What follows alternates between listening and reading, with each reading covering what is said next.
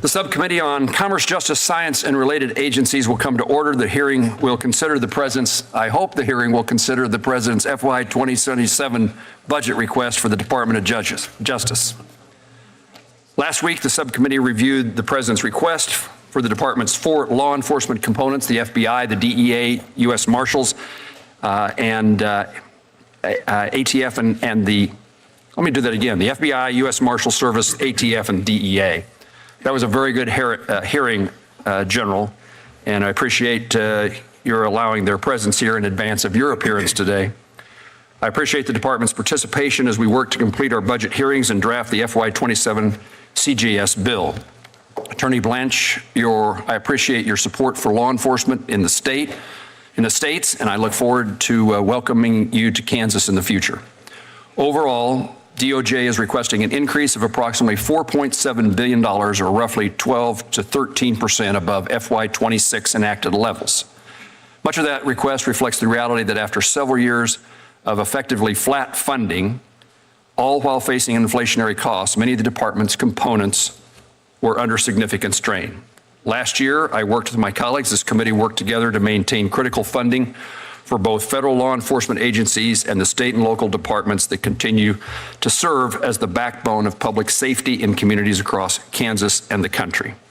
Attorney General, I saw the note in your written remarks about what a serious challenge FY 26 resources have been and will continue to be. I particularly understand the enormous strain that the Bureau of Prisons, the One Beautiful Bill Act, provided $5 billion to BOP for both recruitment and retention of staff and to address severe maintenance backlog. Additionally, the department is requesting an increase of $2.2 billion, or 27% for BOP. I assume that this reflects serious ongoing resource challenges.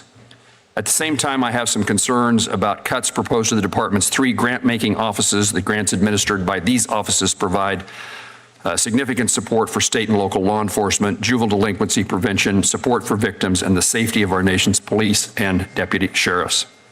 For example, this budget proposes a cut to youth mentoring programs.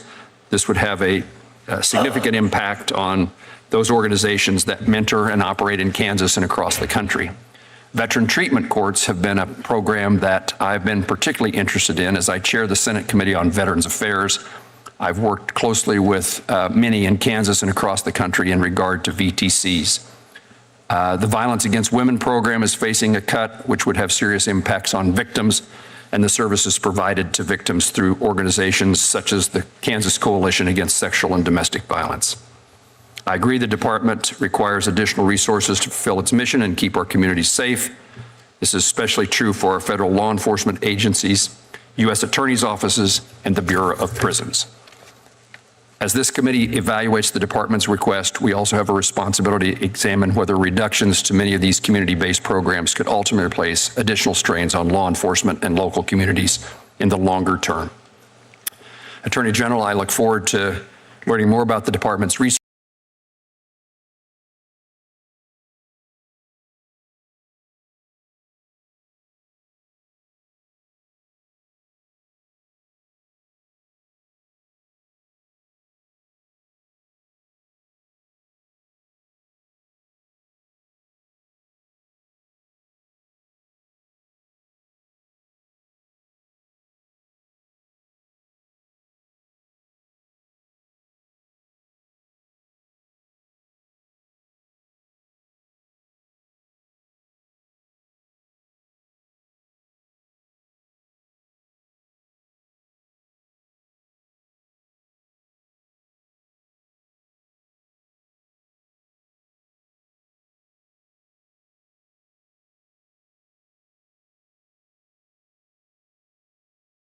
In fact, he often posts it right here on social media, his Truth Social account. He wants to weaponize the department for his own political ends. And right from the start, you and your cohorts have worked to deliver what he wants, doing his political dirty work. 2 days ago, you even suggested that there was, quote, a ton of evidence that the 2020 election was rigged against Trump. And here you are at a budget hearing asking for taxpayer funds to pursue the department's mission when you're using those funds to punish Trump's adversaries, reward his friends, and pursue his personal vendettas. It began with pardoning the rioters who stormed the Capitol on January 6th and assaulted police officers. The revenge continued with the firing of more than a dozen lawyers who represented the Justice Department in those cases. Yesterday, you created a $1.8 billion slush fund to dole out taxpayer dollars to the president's supporters, including those who attacked this Capitol on January 6th. That is pure theft of public funds. And rewarding individuals who committed crimes is obscene. Every American can see through this illegal, corrupt, self-dealing scheme. You have also misspent resources on the blatant political prosecutions of James Comey and others. You couldn't find a single career lawyer to bring the first case against Comey, and lawyers resigned rather than participate in that charade. Now you've launched a ludicrous vindictive prosecution in the Seashell case. It's a shameful dereliction of your duty to pursue impartial justice without fear or favor. You've also brought criminal charges against journalists who were doing their jobs in Minneapolis. You've refused to hold accountable the DHS agents who shot and killed Renee Good. Instead, while members of the administration called both Renee Good and Alex Preddy domestic terrorists, you ordered a criminal investigation of Renee Good's partner. Hardworking professional attorneys resigned rather than engage in that abuse of power. Others in the department have been fired for telling the truth to the courts, an insidious message to send to officers of the court. You have fired immigration judges who rendered decisions the administration didn't like. More gross political interference in what is supposed to be an independent process. All told, DOJ lost over 8,500 staff last year and nearly 1/4 of its lawyers.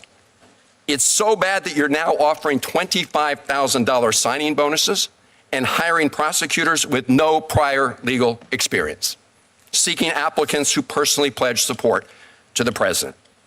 You've also refused to share with members of Congress the Office of Legal Counsel's purported legal justification for the blatantly illegal war the president and Prime Minister Netanyahu started in Iran. You have clear conflicts of interests between your prior job as the president's personal lawyer and your duty to ensure justice. This is especially true with respect to the cases of the survivors of the heinous crimes committed by Jeffrey Epstein. Many of those survivors are in New York City today as we speak, as part of a 24-hour public reading of the Epstein files, many reading excerpts from their own FBI 302 reports documenting the abuses they endured. These survivors have tried to share their stories with you. Instead, you spent 2 days interviewing his convicted associate, Ghislaine Maxwell, and shortly thereafter, she was moved to a lower security prison camp with special perks. Mr. Blanche, the record is crystal clear. You are still acting as the president's personal lawyer, not as acting attorney general.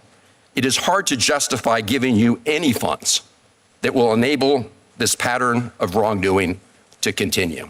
Thank you, Mr. Chairman. Senator Van Hollen, thank you. Senator Collins, you have an opening statement? I don't, Mr. Chairman. I look forward to asking questions after hearing from the witness. Thank you. Thank you, Senator Collins, for joining us. With that, General, you are recognized for your opening statement. Thank you very much, Senator Moran. Good morning to all of you, Ranking Member Van Hollen, Senator Collins, Senator Moran. Good morning. Thank you for the opportunity to present President Trump's fiscal year 2027 budget for the Department of Justice.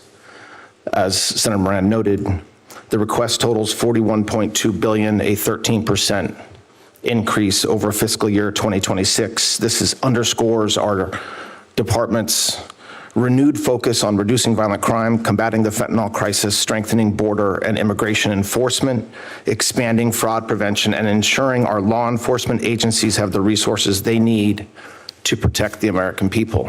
Violent crime reduction remains one of the department's highest priorities.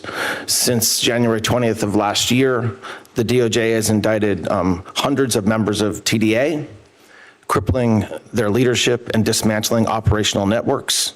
Across our major law enforcement components, the results have also been historic. Federal law enforcement helped drive a 20% decrease in the national murder rate in 2025, arrested 44,000 violent offenders, which is double the prior year, by the way, and seized over 2,200 kilograms of fentanyl. Last year, law enforcement captured 8 of the FBI's 10 most wanted fugitives, located 6,300 missing children, and arrested more than 2,000 child predators. The DEA has made thousands of fentanyl-related arrests and seized millions of fentanyl pills and hundreds of kilograms of fentanyl powder. In one August surge alone, DEA executed over 600 arrests, seized multi-ton quantities of narcotics, and recovered more than $11 million in drug proceeds. With 82 offices in 62 countries and 26 U.S. field divisions, DEA continues to disrupt global supply chains from source to street of illegal narcotics. The U.S. Marshal Service, one of the smallest federal agencies, law enforcement agencies, with roughly 3,800 deputies, arrested more than 73,000 fugitives last year, conducted 308,000 prisoner movements, and housed over 55,000 detainees and provided protection for 18 federal protectees, including Supreme Court justices and their residences.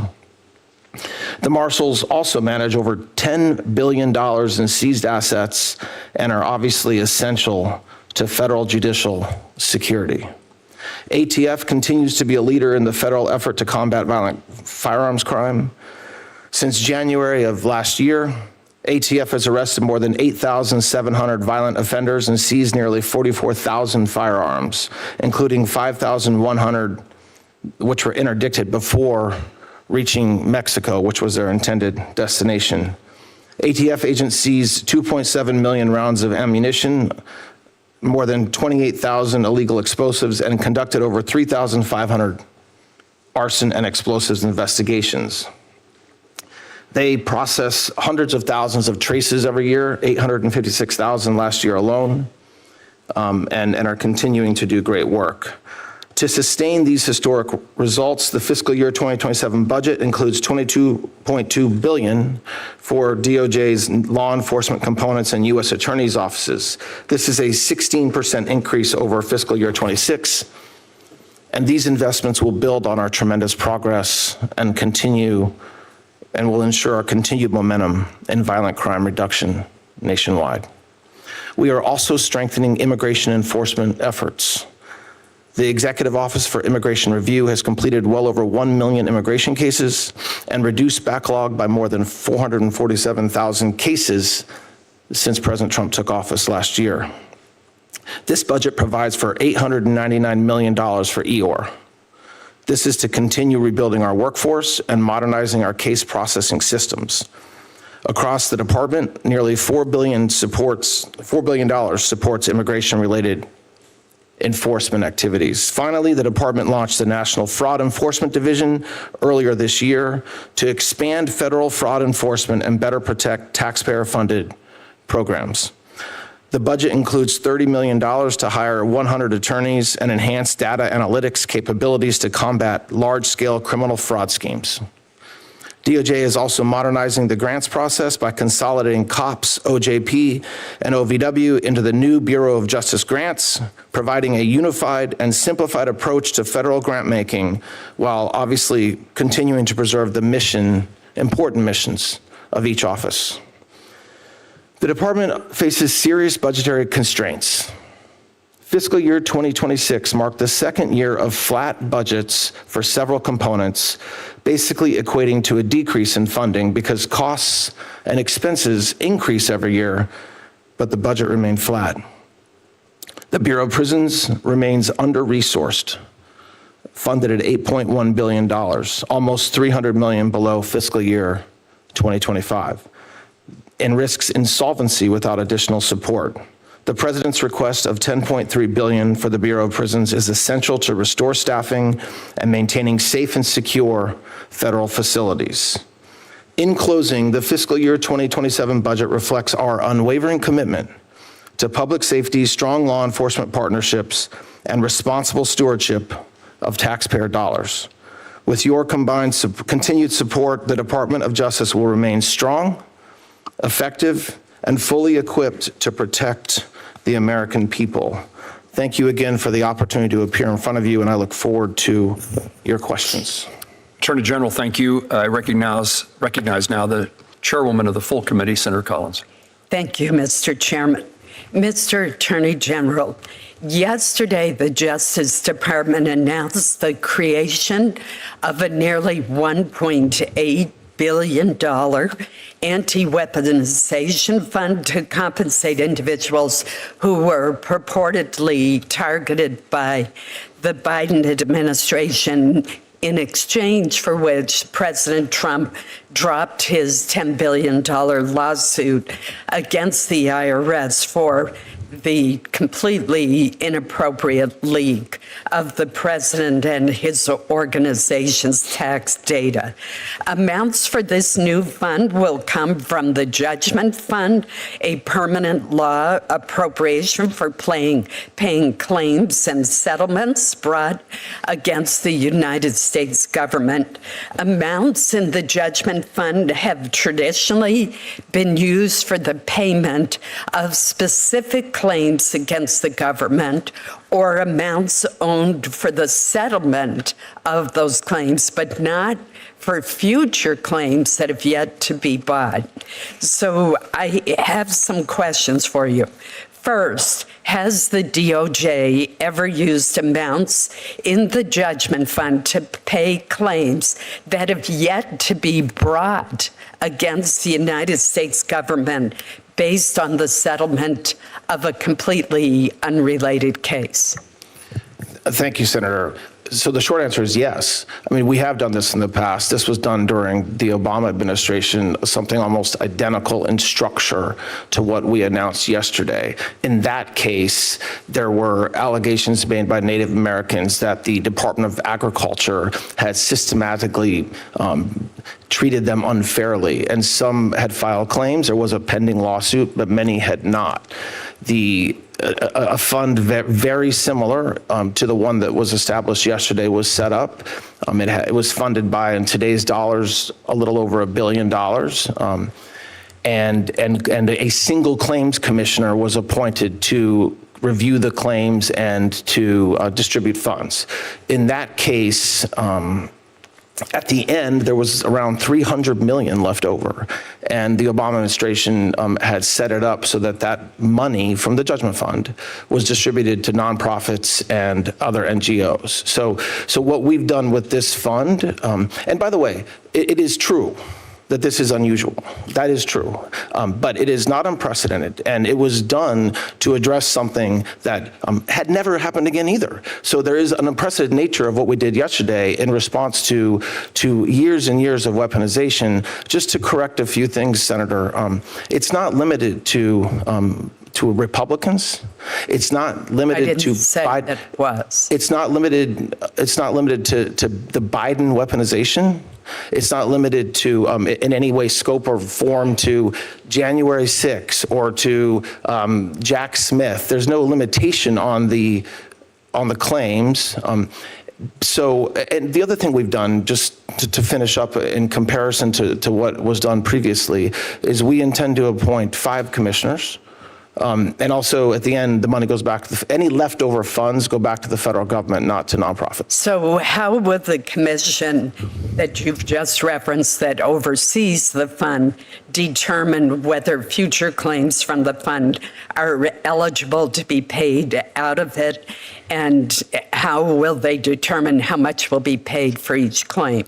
What's the legal basis for those decisions? So there's commissions that are established all the time where a commissioner is charged with determining the correct amount, if any, to repay a claimant who's asking for funds. So in this case, what we expect is the commissioners will take in information. It's entirely voluntary. If an individual wants to apply and assert that they were a victim of weaponization, and the commission can do anything according to what was set up yesterday, from issuing an apology to the claimant, to to awarding compensation and the monetary compensation. So it depends on the claim, and there will be 5 commissioners who will review each claim. It won't be reviewed by me. It won't be reviewed by others in the administration. It'll be reviewed by the 5 commissioners.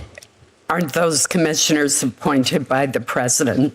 No, they're Who are appointed they by, appointed by? 4 of them are appointed by the Attorney General, and 1 of them is appointed by the Attorney General in consultation with leadership of this body. Will the information related to the claims be publicly reported? So that's a good question. I mean, look, there's privacy laws that exist, so I don't want to sit here today and say every scintilla of data collected will be released, but of course, there's accountability that the commission has, a quarterly report that has to come to the Attorney General, which will certainly be public. There's a process that you all will get information, and there's a FOIA process. So I very much anticipate that the claims that are awarded, the basis and the amount will for sure be made public along the way. Let me switch to a different issue which Chairman Moran brought up. Along with Chairman Moran and other members of this committee, I was one of the lead sponsors of the Violence Against Women Act reauthorization of 2022. These programs are critical to reducing violence against women, ensuring that justice is served, and strengthening services to victims and survivors of domestic violence, dating violence, sexual assault, and stalking. In Maine, the Rural Victims Program is especially critical.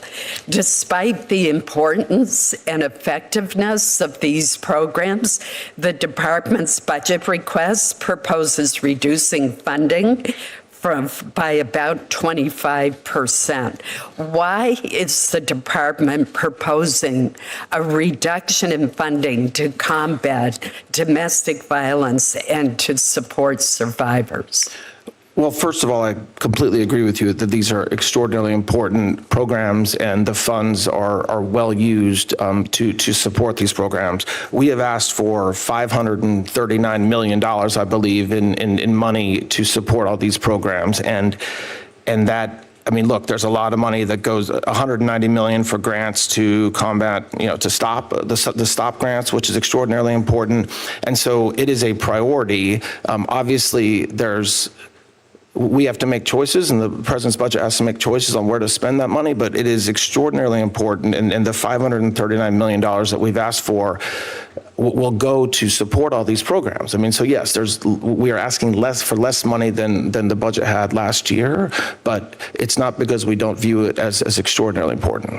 Well, I would suggest that cutting the budget for these important programs by 25% is a huge cut. And I hope that's something the subcommittee will take a close look at. Thank you, Mr. Chairman. Thank you, Senator Collins. Senator Van Hollen. Thank you, Mr. Chairman. Mr. Attorney General, this is an outrageous, unprecedented slush fund that you set up. Simple question, will individuals who assaulted Capitol Hill police officers be eligible for this fund?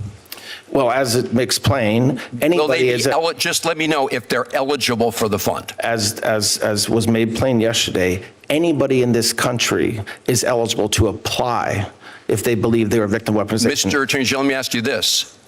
Are there going to be rules that say that if you've assaulted a Capitol Hill police officer or committed a violent crime, you will not be eligible? Why not make that a rule? I expect that, because I'm not one of the commissioners setting up the rules, I expect that there will be rules. You're appointing 4 of the 5 members, aren't you, Mr. Attorney General? Pardon me? You're appointing 4 of the 5 members.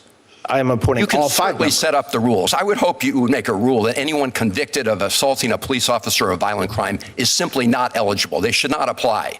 Well, let me ask you this, because you compared it to the Keepsiegel case. But I think you know full well that in that case, the settlement agreement was approved by a federal judge, including the payments to people who were not originally parties to the lawsuit. No federal judge has approved this fund, have they, Mr. Attorney General? No federal judge did approve this. So that's a big difference between this case and the case that you compared it to. No, it's not.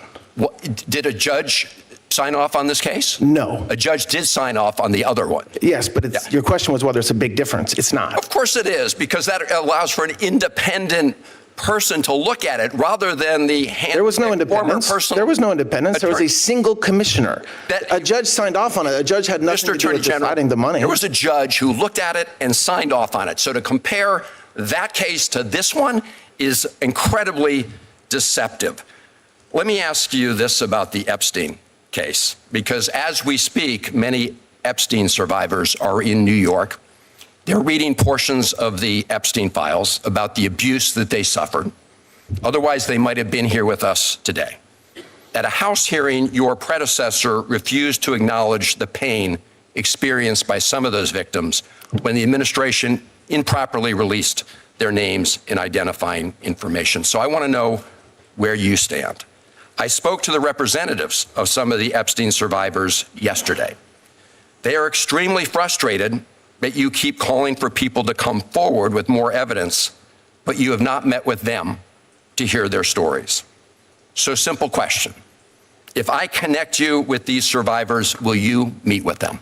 Absolutely. And what you just said is false. I have met with them. I've met with many of the lawyers for the survivors of victims, as did Attorney General Bondi. So whoever told you that, unfortunately, gave you bad information. Okay. But I would encourage them to reach out to the Department of Justice, because like we do every single day, we absolutely care for victims, and we absolutely want to hear from them and their lawyers. Well, I've been told directly from the representatives they've not had a chance, at least this group, to meet with you. So Did they represent that they asked? So I'm glad to hear that. Did they represent they asked for a meeting? Can I ask you to commit that the Justice Department will not recommend a pardon for anyone named in the Epstein files?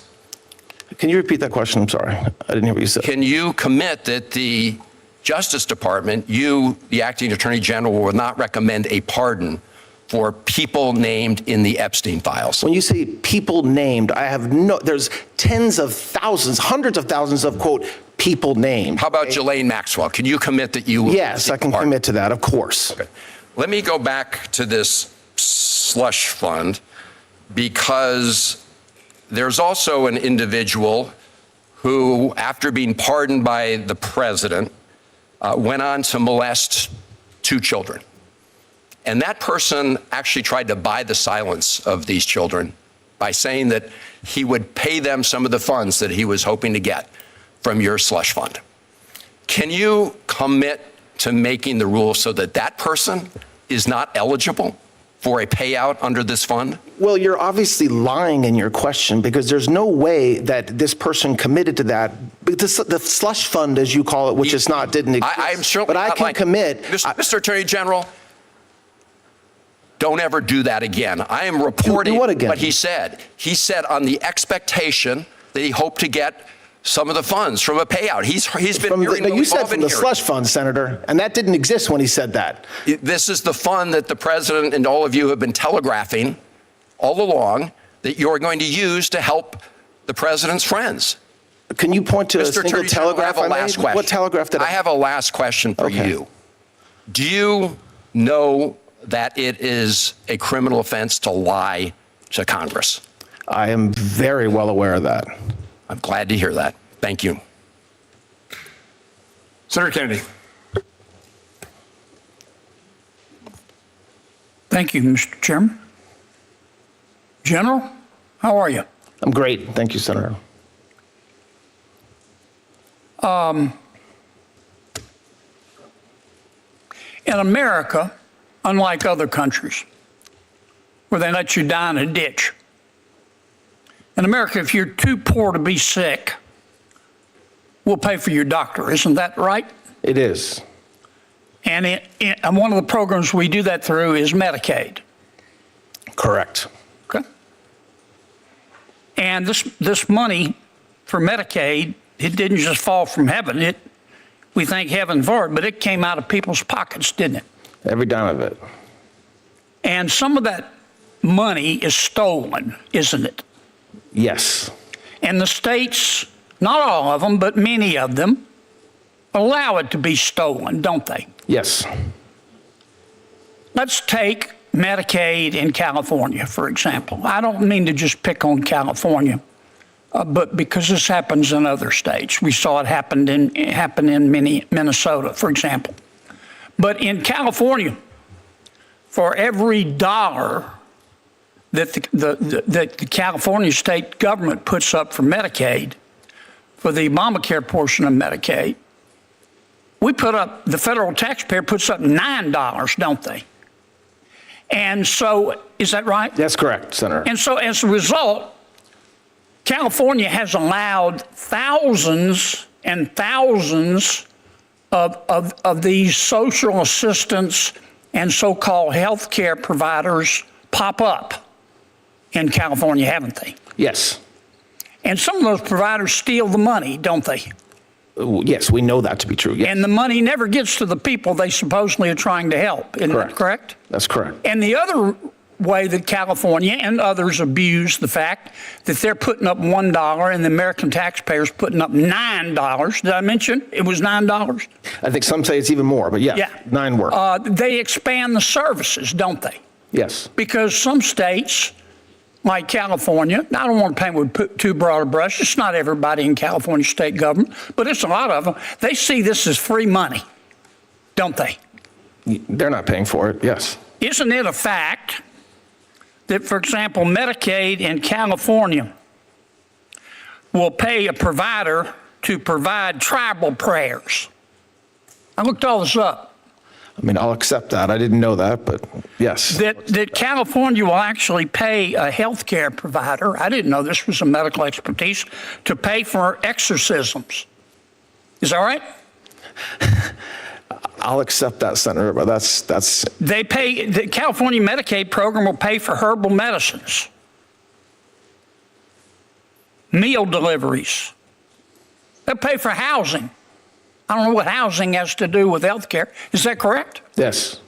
Were you aware that the Medicaid program using federal money, taxpayer money, will pay for an in-home chef? Yes. Okay. If it's a family member, yes. Yeah, they'll even pay for gymnasium fees through Medicaid in California. They'll pay for bicycles, scooters, gym memberships. Did you know that? Yes, several states do, but California does for sure. They'll even repay your student loans. Were you aware of that? I was not aware of the student loans repayment. Yeah, they'll repay somebody's student loans to encourage them to become a health care provider. I mean, California, they're just setting all kind of records. These folks are they're wild people. California's got 12% of the population. In the last 10 years, they're responsible for half of these new so-called health providers to provide exorcisms and other things. Now, what the hell are we doing about it? Why has this gone on for so long? Senator, listen, it's a great question. And what you just described are programs that are allowed under the program. You have a whole other issue in California where a lot of these folks are just stealing the money, not even running it through for exorcism. They're thieves, aren't they? They're thieves, correct. And California just watches it happen, don't they? Not everybody in California. The government, does, doesn't it? Well, that's the challenge in a lot of states, is that we don't have a state government, which you all have entrusted to run these programs and take care of the money that you all give them. There's state structures that absolutely do not do any compliance, and they don't do their job. Because they don't have no incentive to. They're getting free money. Isn't that right? Yes, I think so, yes. We got to change this, General. We're trying. I call this a slush fund. You want to talk about slush fund? This is a tier 1 slush fund that's been going on for years and years and years. Billions, hundreds of billions of dollars is stolen. Yes, Senator. And that's why, look, this department stood up a whole new fraud division, and AUSAs around the country prosecute fraud every day. So it's not as if we didn't have the work out there, but it's so systematically taking money from the American taxpayer that we very much believe that it needs its own stand-up structure. And I think it's true for the reasons that you just said. If you need an exorcism, you can go to California, can't you? Thank you, Senator. Thank you, Chairman Moran, Ranking Member Van Hollen. Thank you, Acting Attorney General Blanche, for appearing before us today. I want to talk about some areas where I think we're making progress and we can work together, and then raise some real concerns I have. I do think it's worth recognizing the hard work of the men and women of the department and the progress you're making on combating fentanyl and violent crime. I've long been involved in criminal justice reform, talked with and worked with your predecessor on this. I was pleased to see the president's message during Second Chance Month, where he said he wants to ensure those who take responsibility and seek to rebuild their lives have a chance to succeed. Senator Lee and I have a bill called the Safer Supervision Act. It's co-sponsored by Senators Tillis and Wicker, Kramer, and Langford. It's got strong law enforcement and conservative support, and it fits squarely in that framework. Currently, federal supervision is imposed in nearly every case, leading to badly overworked federal probation officers who then can't properly supervise those who actually most need it. There's more than 120,000 people on average per year being supervised, and this bill would help ensure courts are more thoughtful, more analytic when deciding when to impose supervision. Is this a piece of legislation you can support? So what you just said, I very much agree with. So without looking at every word of the legislation, there's no disagreement from me on a word you just uttered. Well, thank you. I'd like to work with you on that. Yes, I look forward to that. Let me raise two questions. I've been gravely concerned about IP theft, especially from China, the whole time I've served. I was struck that the department's proposed budget cuts the funds for IP enforcement.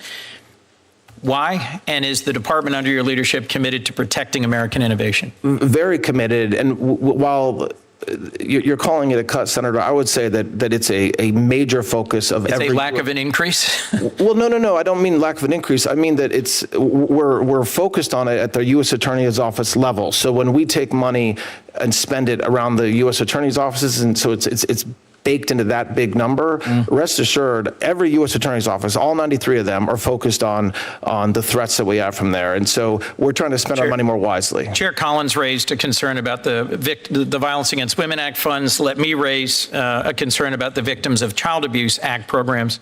Senator Roy Blunt and I worked to reauthorize this program. I've long been actively engaged with it. I've seen how children's advocacy centers in Delaware make a critical difference, bringing together law enforcement, mental health professionals to do child abuse investigations in a child-centered way to make sure children are not re-victimized. The number of victims served by these centers has increased fourfold over 25 years. Why are you proposing cutting this program? So we have asked for $41 million for that program, and I agree with you, and I want to work with you to make sure that we're spending that $41 million where we should. I agree with you; it's extraordinarily important, and has had a lot of success over the past 15, 20 years as it's been up and running. Thank you. Let me return to the line of questioning from the ranking member, Senator Van Hollen, that I strongly agree with. I'm just looking at the settlement agreement in Trump versus IRS. And I just want to make sure I heard you properly when you responded previously. Your announcement said that the fund will send you quarterly reports. Will you commit to making these reports fully public so Americans know who's getting taxpayer dollars out of the settlement fund? This says they'll be confidential. This is Section 4, Part E of the settlement agreement. The reason why I want to be careful in my answer is because there's obviously laws that exist around privacy that may prevent some of the information that the commission takes in from being fully public. Beyond that, there will be full transparency, and I commit to you that beyond the applicable laws that exist around privacy and privileges and whatnot. But as far as being transparent and having those quarterly reports released, yes. Thank you. You referenced a previous case. I think it was Keepsiegel versus Vilsack under the previous administration. Did that case involve a president suing his own government and then settling that case before it could be reviewed or approved by a judge? So no, neither does the commission. It did not. And so when you suggested that they're nearly identical, they're not identical. I think there's a critical difference here. President Trump is the first president to sue his own government and then direct his chosen acting attorney general to reach this kind of settlement. Will you commit that none of President Trump's family will receive a direct payout from this fund? Well, yes, but what you just said is not true. I mean, if I can correct that. Please. The president did not direct me to do anything. And secondly, when we said it was that the structure of the commission is similar to Keepsiegel, that's true. It wasn't the case. The underlying case is not the same. The structure of the commission is the same as the Keepsiegel commission. Has it ever happened that a sitting president sued his own government for $10 billion and then directed the settlement of the case and the establishment of a payout fund? Not that I'm aware, but there's a lot of things that President Trump's the first of. No president had been indicted 1, 2, 3, 4, 5, Correct. 6, 7, 8 times either. Correct. No president's been indicted. And will you commit that none of this money will go to President Trump's campaign donors? I am not committing to anything beyond the settlement agreement itself. When you say campaign donors, that they are not excluded from seeking compensation. Last They're question. weaponized. During Police Week, I heard from a number of law enforcement friends who found it appalling that there was the possibility that folks like the Oath Keepers, the Proud Boys who had assaulted Capitol police officers could receive multi-million-dollar payouts from this fund. Will you commit that no one who has been convicted of assaulting a police officer will receive a payout from this fund? So I shared the concerns that apparently members of law enforcement gave to you last week, although none of this was announced last week, so that's surprising. But they had I heard accept rumors that. there would be a settlement fund. Okay, but anybody can apply. The commission will set. The commissioners will set rules. I'm sure. That's not for me to set. That's for the commissioners. And whether an individual, an oath keeper, as you just mentioned, applies for compensation, is anybody in this country can apply. Well, we'll be watching this very closely as this goes forward. I don't think the settlement fund should be set up this way or for these purposes. I appreciate your answers today. Thank you, Mr. Thank Chairman. you. Thank you, Mr. Chairman. Mr. Attorney General, thank you for being here this morning and responding to our questions. I want to follow on a couple that have been asked with regards to the Department of Justice's state and local law enforcement programs. $1.2 billion in proposed cuts. We're looking at it very carefully because many of these grants and programs have significant impact on our state, small population, large area to deal with. The budget also calls for consolidation of the Office of Violence Against Women, the Community-Oriented Policing Services, and the OJP programs. Is the Office of Tribal Justice one of the offices that are also intended to be consolidated? No, we're just consolidating the grant component, so OJP, COPS, and then OVITA. And by the way, we're not combining them. We're just making them more efficient. So they will still maintain their own independence and brand, for lack of a better word. But what we heard from the field is that there were inappropriate inconsistencies and inefficiencies in having 3 separate kind of bureaucracies running each of those programs. So that's what we're trying to fix. Don't disagree with wanting to reduce bureaucracies. My interest is making sure that the fidelity of these grants and the availability to very rural and oftentimes just very high cost because of what we're dealing with out there, that they do not get overlooked, because when you have cuts to the level that you're proposing, one has to assume that, okay, you can talk about reducing the bureaucracy and just what the program itself might look like. But again, my interest is making sure that this much needed assistance is still pushed down to the very, very local levels. Senator, I assure you that the rural communities, and I appreciate that they have the most challenges applying for grants because of just the way they're structured. Lack of capacity. Of course, and there's obviously, I forget the exact percentage, but a large percentage of our grants do go to rural communities, as they should, and rural police departments, as they should. And we are going to continue to do that. I mean, the COPS office is required to distribute half of the grants to rural communities. Right. But just, and I don't want to take up all your time, Senator, but that's one of the reasons why we built in, we're trying to make it more efficient, because the field said, especially rural communities, big cities don't have issues applying for grants. They have a bunch of people that can do it. And so, yes, we are very focused on that in tribal justice space, but also in the grant space. Well, know that we're watching this one very carefully. I understand that in response to Senator Collins, you acknowledged 25% cut to the Office on Violence Against Women.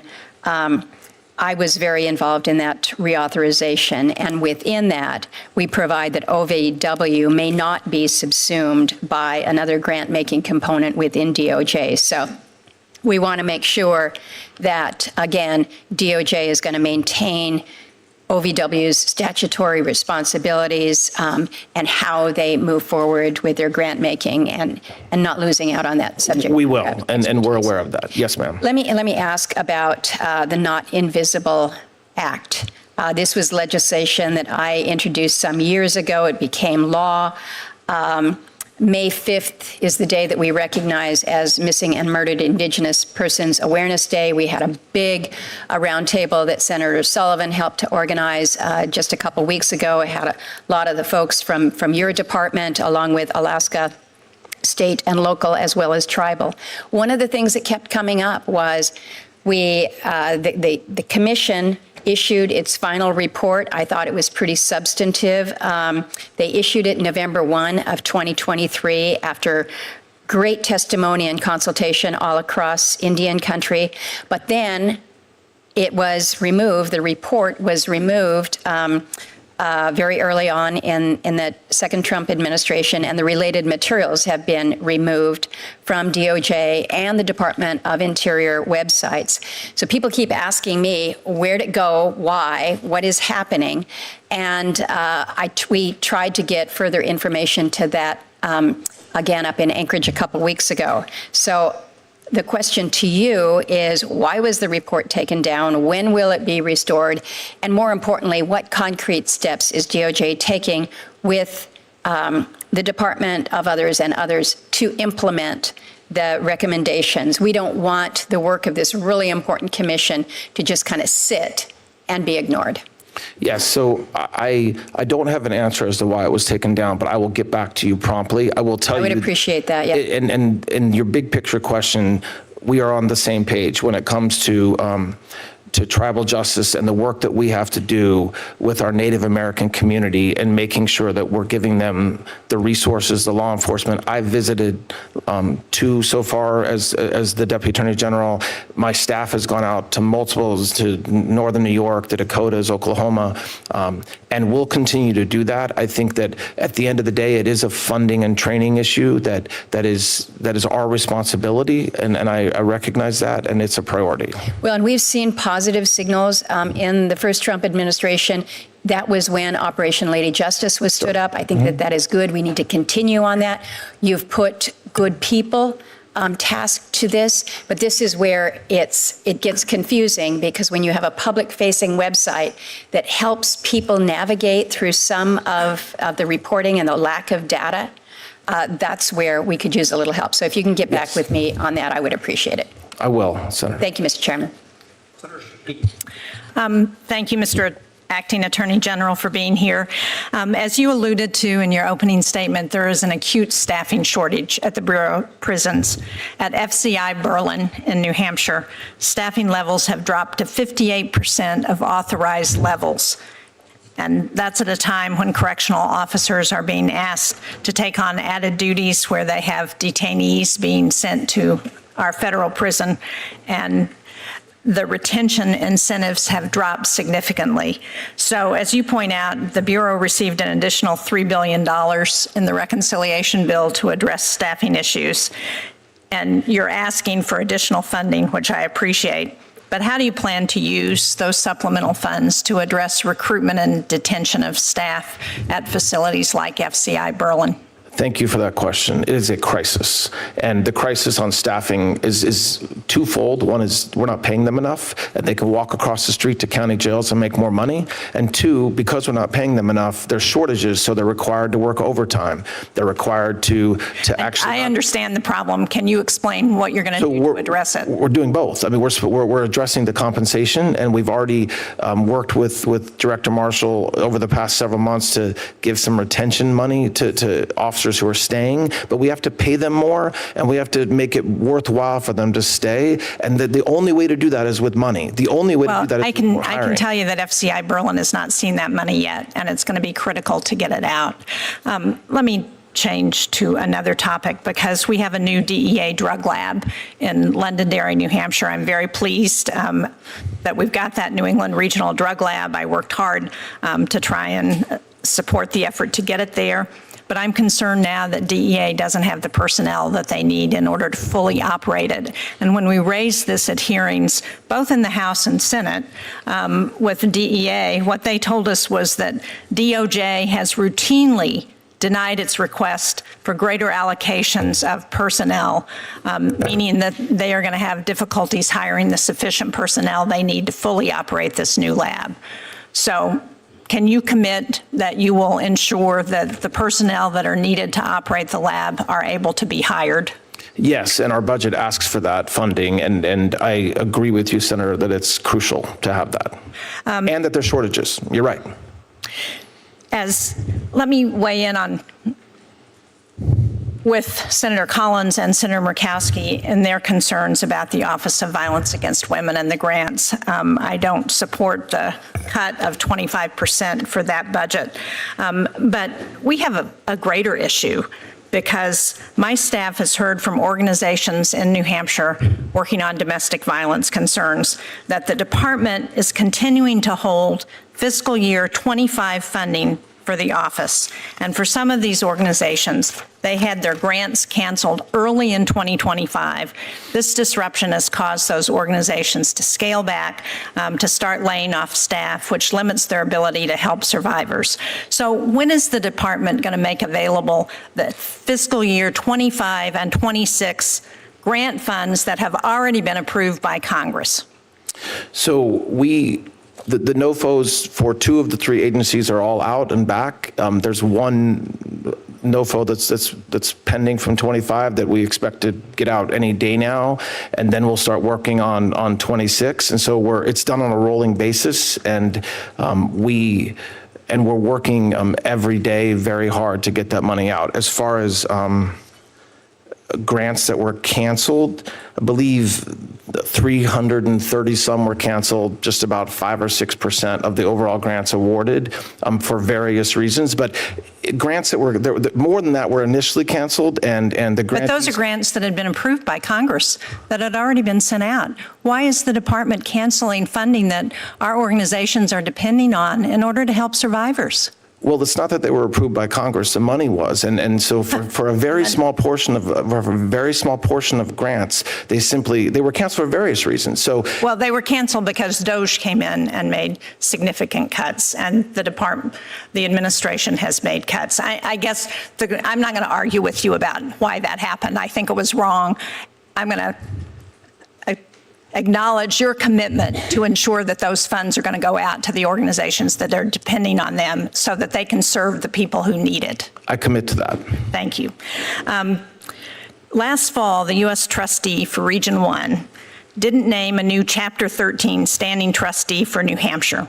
Instead, he assigned New Hampshire's duties to Maine's standing trustee over the objections of the New Hampshire Bankruptcy Bar. The transition from New Hampshire's standing trustee to the new Maine trustee, who's supposed to be serving both states, has not gone well. Debtors who had completed their payments were not being discharged from bankruptcy. Creditors and attorneys were not getting paid. In fact, a motion to remove the New Hampshire and Maine trustee was filed, and the New Hampshire bankruptcy judge admonished the trustee, but unfortunately didn't ultimately remove him. I am very concerned that we have granted staters who need to use the Chapter 13 bankruptcy and that they're being disadvantaged because of this decision for whatever reason. We have no idea because the U.S. government doesn't pay those standing trustees. There's no reason. That's not a benefit in terms of savings. So I don't know if it was a shot at New Hampshire or what the issue was, but will you commit to naming a New Hampshire-only Chapter 13 standing trustee and look into this? Because it's a real problem.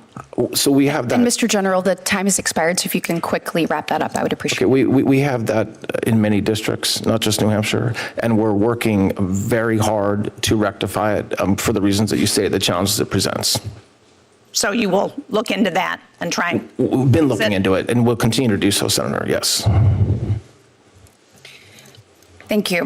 Mr. General, appreciate you being here today. I wanted to start with an issue that I raised with you in your confirmation hearing in the Senate Judiciary Committee.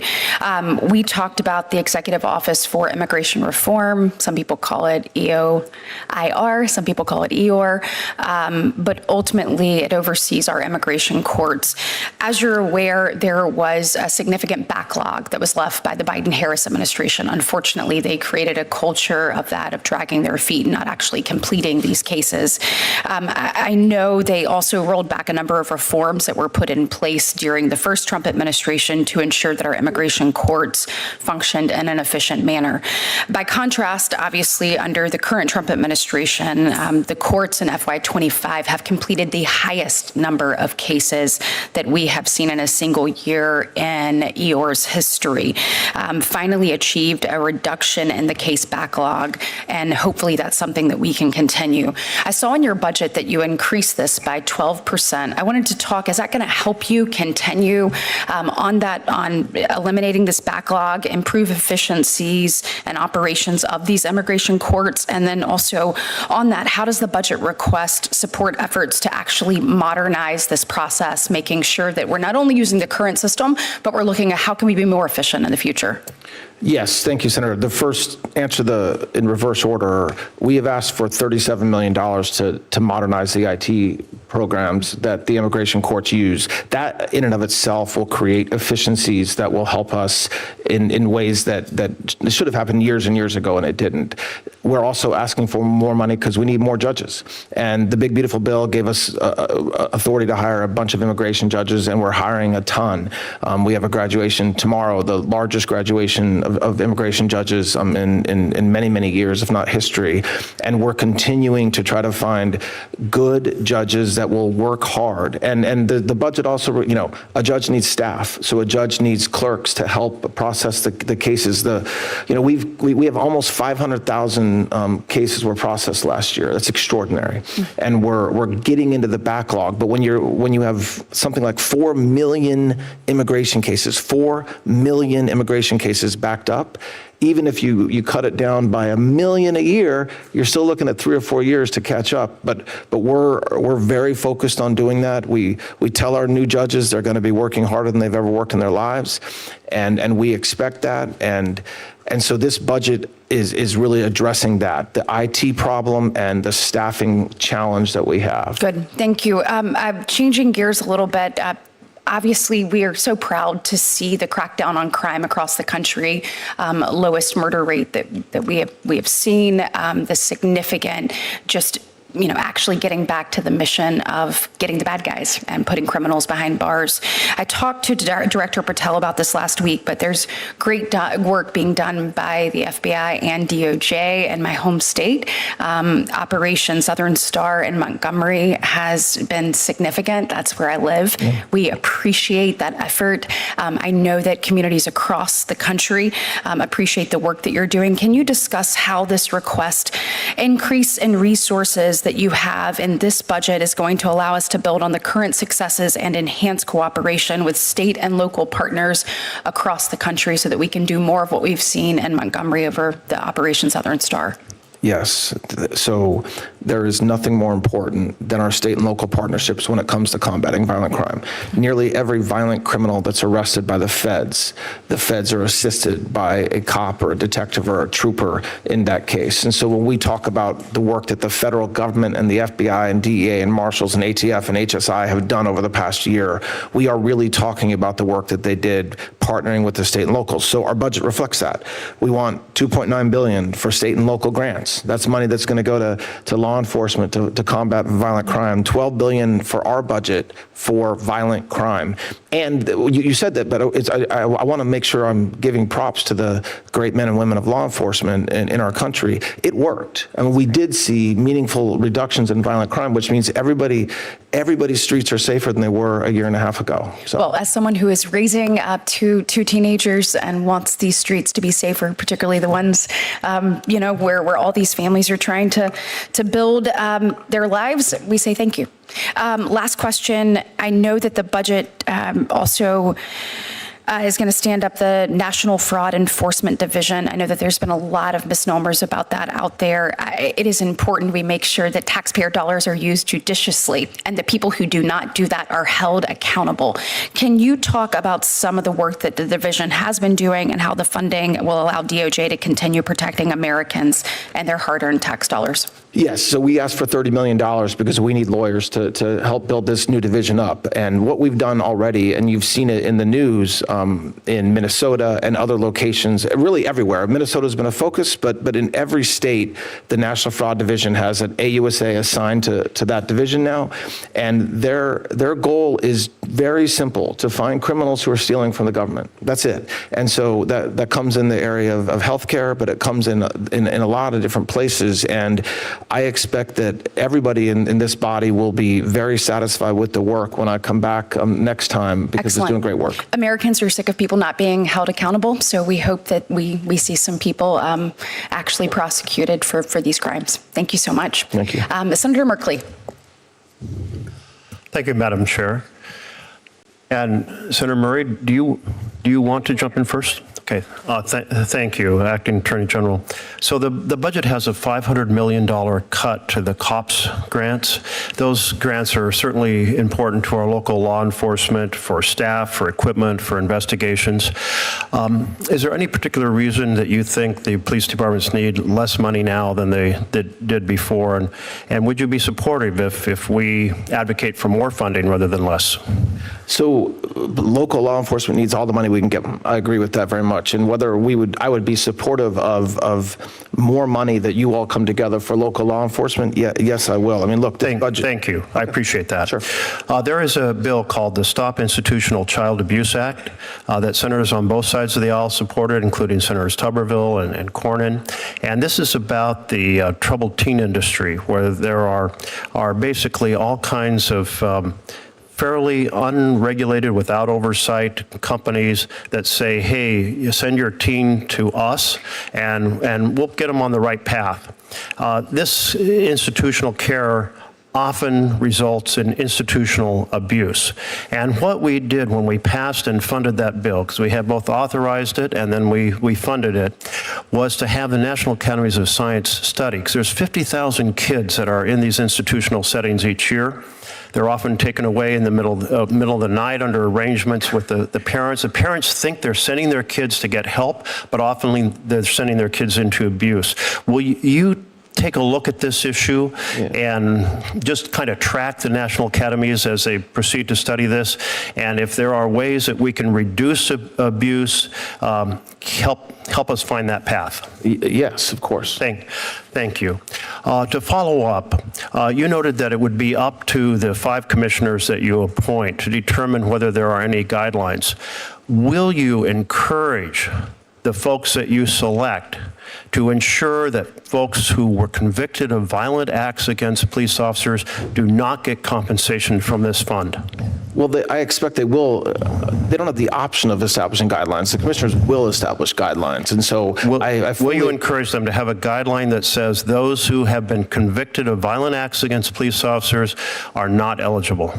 I will definitely encourage the commissioners to take everything into account when determining who should get compensation. But why not this specific issue of violent acts, convicted of violent acts against police officers?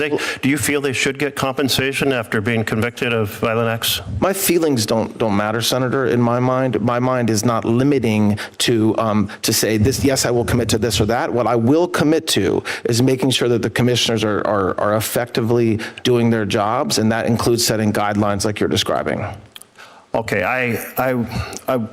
I'm disappointed that you feel it's acceptable that those who are convicted of violently assaulting. I definitely did not say that. I didn't say I found it acceptable, Senator. Will you agree to encourage those commissioners to set a guideline that compensation will not go to individuals who are convicted of assaulting police officers? I expect. Just a yes would answer my question. or no? Yes, will not answer that question. I mean, you're asking whether I will encourage. I don't think that's a fair word. I don't think it's the Attorney General's job to encourage commissioners to do or not do anything. Okay, well, we'll move on, but I will say that you have complete power over who you appoint, so you have huge influence. You are going to be evaluating the inclinations and attitudes of those who will serve, and certainly this looks extraordinary. You described it as parallel to a fund set up to compensate Native Americans who were discriminated against in the agricultural world. It's not parallel at all. President Obama did not sue his own Department of Justice. He did not have a judge saying that Williams had, how did she put it? Kathleen Williams, the judge handling the lawsuit, dismissed the case and finally admonished the government agency, notably the Justice Department, for not being transparent about the settlement deal.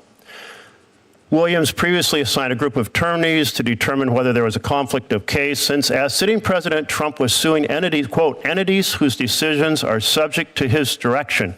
This type of conflict of interest is not at all involved in the fund set up to compensate those who are discriminated against in the agricultural realm. I want to go on to the Epstein investigation. Is it closed or open? When you say the Epstein investigation, what are you referring to, Senator? Well, the FBI said in last year in July that it had closed the Epstein investigation. So I'm just using their words. Is it open or closed? I don't believe the FBI said that. Well, I mean, if you're referring, you're head of the Department of Justice. Is the Epstein investigation open or closed? But I guess I don't understand what Epstein investigation means. The investigation, well, let me put it Jeffrey differently. Epstein himself, yes, he's dead. Any investigation into potential other bad guys will always be open if we have evidence that supports in any way, shape, or form that we can make a case. Okay, so Trump said in November, this was after the FBI, and it was the FBI words when they said the investigation was closed, but what Trump wrote in November of last year, I'll be asking the Attorney General, Pam Bondi, and the Department of Justice, together with our great patriots FBI, to investigate Jeffrey Epstein's involvement and relationships with, and he gave a specific list, Bill Clinton, Larry Summers, Reid Hoffman, people at JP Morgan, and many other people to determine what was going on. Is there a list particularly targeted at Democrats as opposed to being, if you will, blind to party affiliation, investigations that are being pursued under your direction? Any investigation, no matter Republican, Democrat, man, woman, old, young, any investigation will be open if the Department of Justice and the FBI have evidence that a crime's been committed. And that doesn't, I mean, you're talking about Epstein. You commit to pursue regardless of political affiliation? Excuse me, Senator? Do you commit to pursuing investigations free of prejudice about party affiliation? Of course, yes. Well, you say of course, but this president has repeatedly spoken of an enemies list that he wants to go after. And I must say it's one of the symbols of the breakdown of a democratic republic when a president uses his Department of Justice, which you now head, to go after his perceived political enemies. I hope you won't be party to that. Thank you. I mean, I couldn't agree with you more, and that's why what happened during the Biden administration was so disgusting. That is completely inappropriate and wrong. There is no comparison to the absolute fair-minded pursuit of justice under the previous administration and this administration's pursuit of an enemies list. Thank you. Senator Murray. I believe Senator Fisher was next. Yeah. Yes, you are. Senator Fisher, so glad of you to join us. Thank you. Trying to ingratiate myself with the ranking member of the No, committee. you didn't see me at the kiddie table. It's fine. So, Mr. Attorney General, welcome.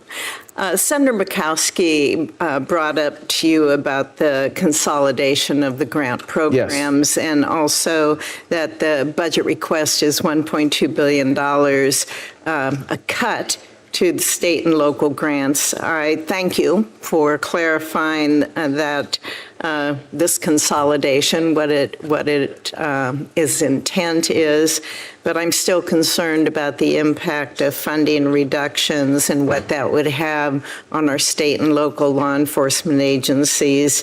So I hope that you will be very cognizant of that as you look at the rural and really the under-resourced agencies that are out I will, there. Senator. Yes. Thank you. In 2024, I passed legislation, the Recruit and Retain Act, and that was signed into law. And this authorized law enforcement agencies to use those COPS grants for recruitment and retention activities. It required a study. The study came out, not surprisingly, it identified a relationship between local law enforcement staffing levels and crime rates. More staff leads to lower crime. And the study also found that from 2019 through 2024, officer resignations and retirements have increased, and that's obviously then a decrease in officer staffing. So, Mr. Attorney General, how do you anticipate that DOJ's proposal to consolidate its grant-making components, reducing that funding for that account, how's that going to impact recruitment and retention by those local agencies, and how do you plan to address that?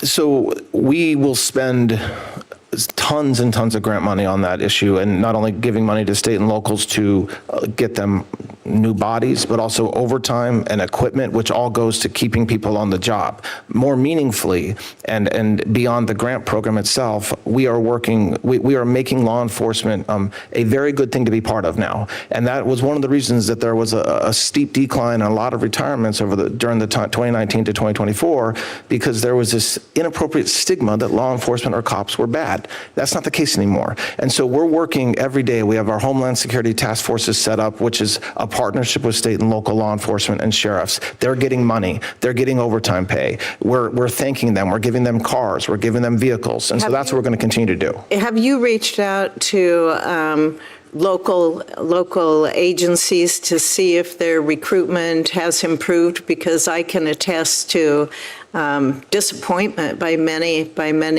police departments. OPPD Omaha, for example, did see their numbers really decrease. Have you reached out and have any numbers on what it is now? Regularly, including last week during Police Week, I met with a lot. It's still a problem. We have not fixed it yet. I mean, look at what happened over the past year with law enforcement officers getting doxxed and having rocks thrown at them, having local leaders say to good, hardworking cops, "You can't help." So this isn't something that we've won yet, but it's a priority to win that fight. And I'll keep on talking to state and local sheriffs and cops and detectives and letting them know that we appreciate them, and not only with our mouth, but with our pocketbooks as well. We do. Thank you.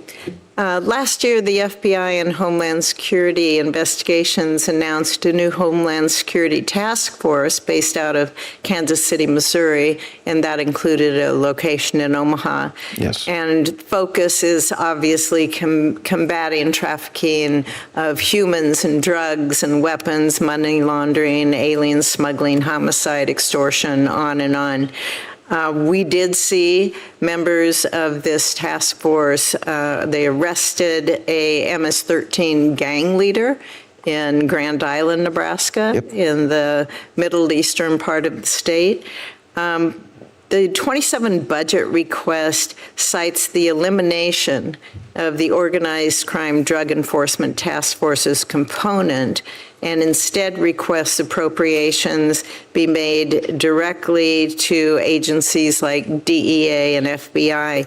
Can you share how this proposed reorganization is still going to ensure strong interagency coordination so that we can see a continued focus on transnational crime threats, and specifically with those local law enforcement agencies? It's very important.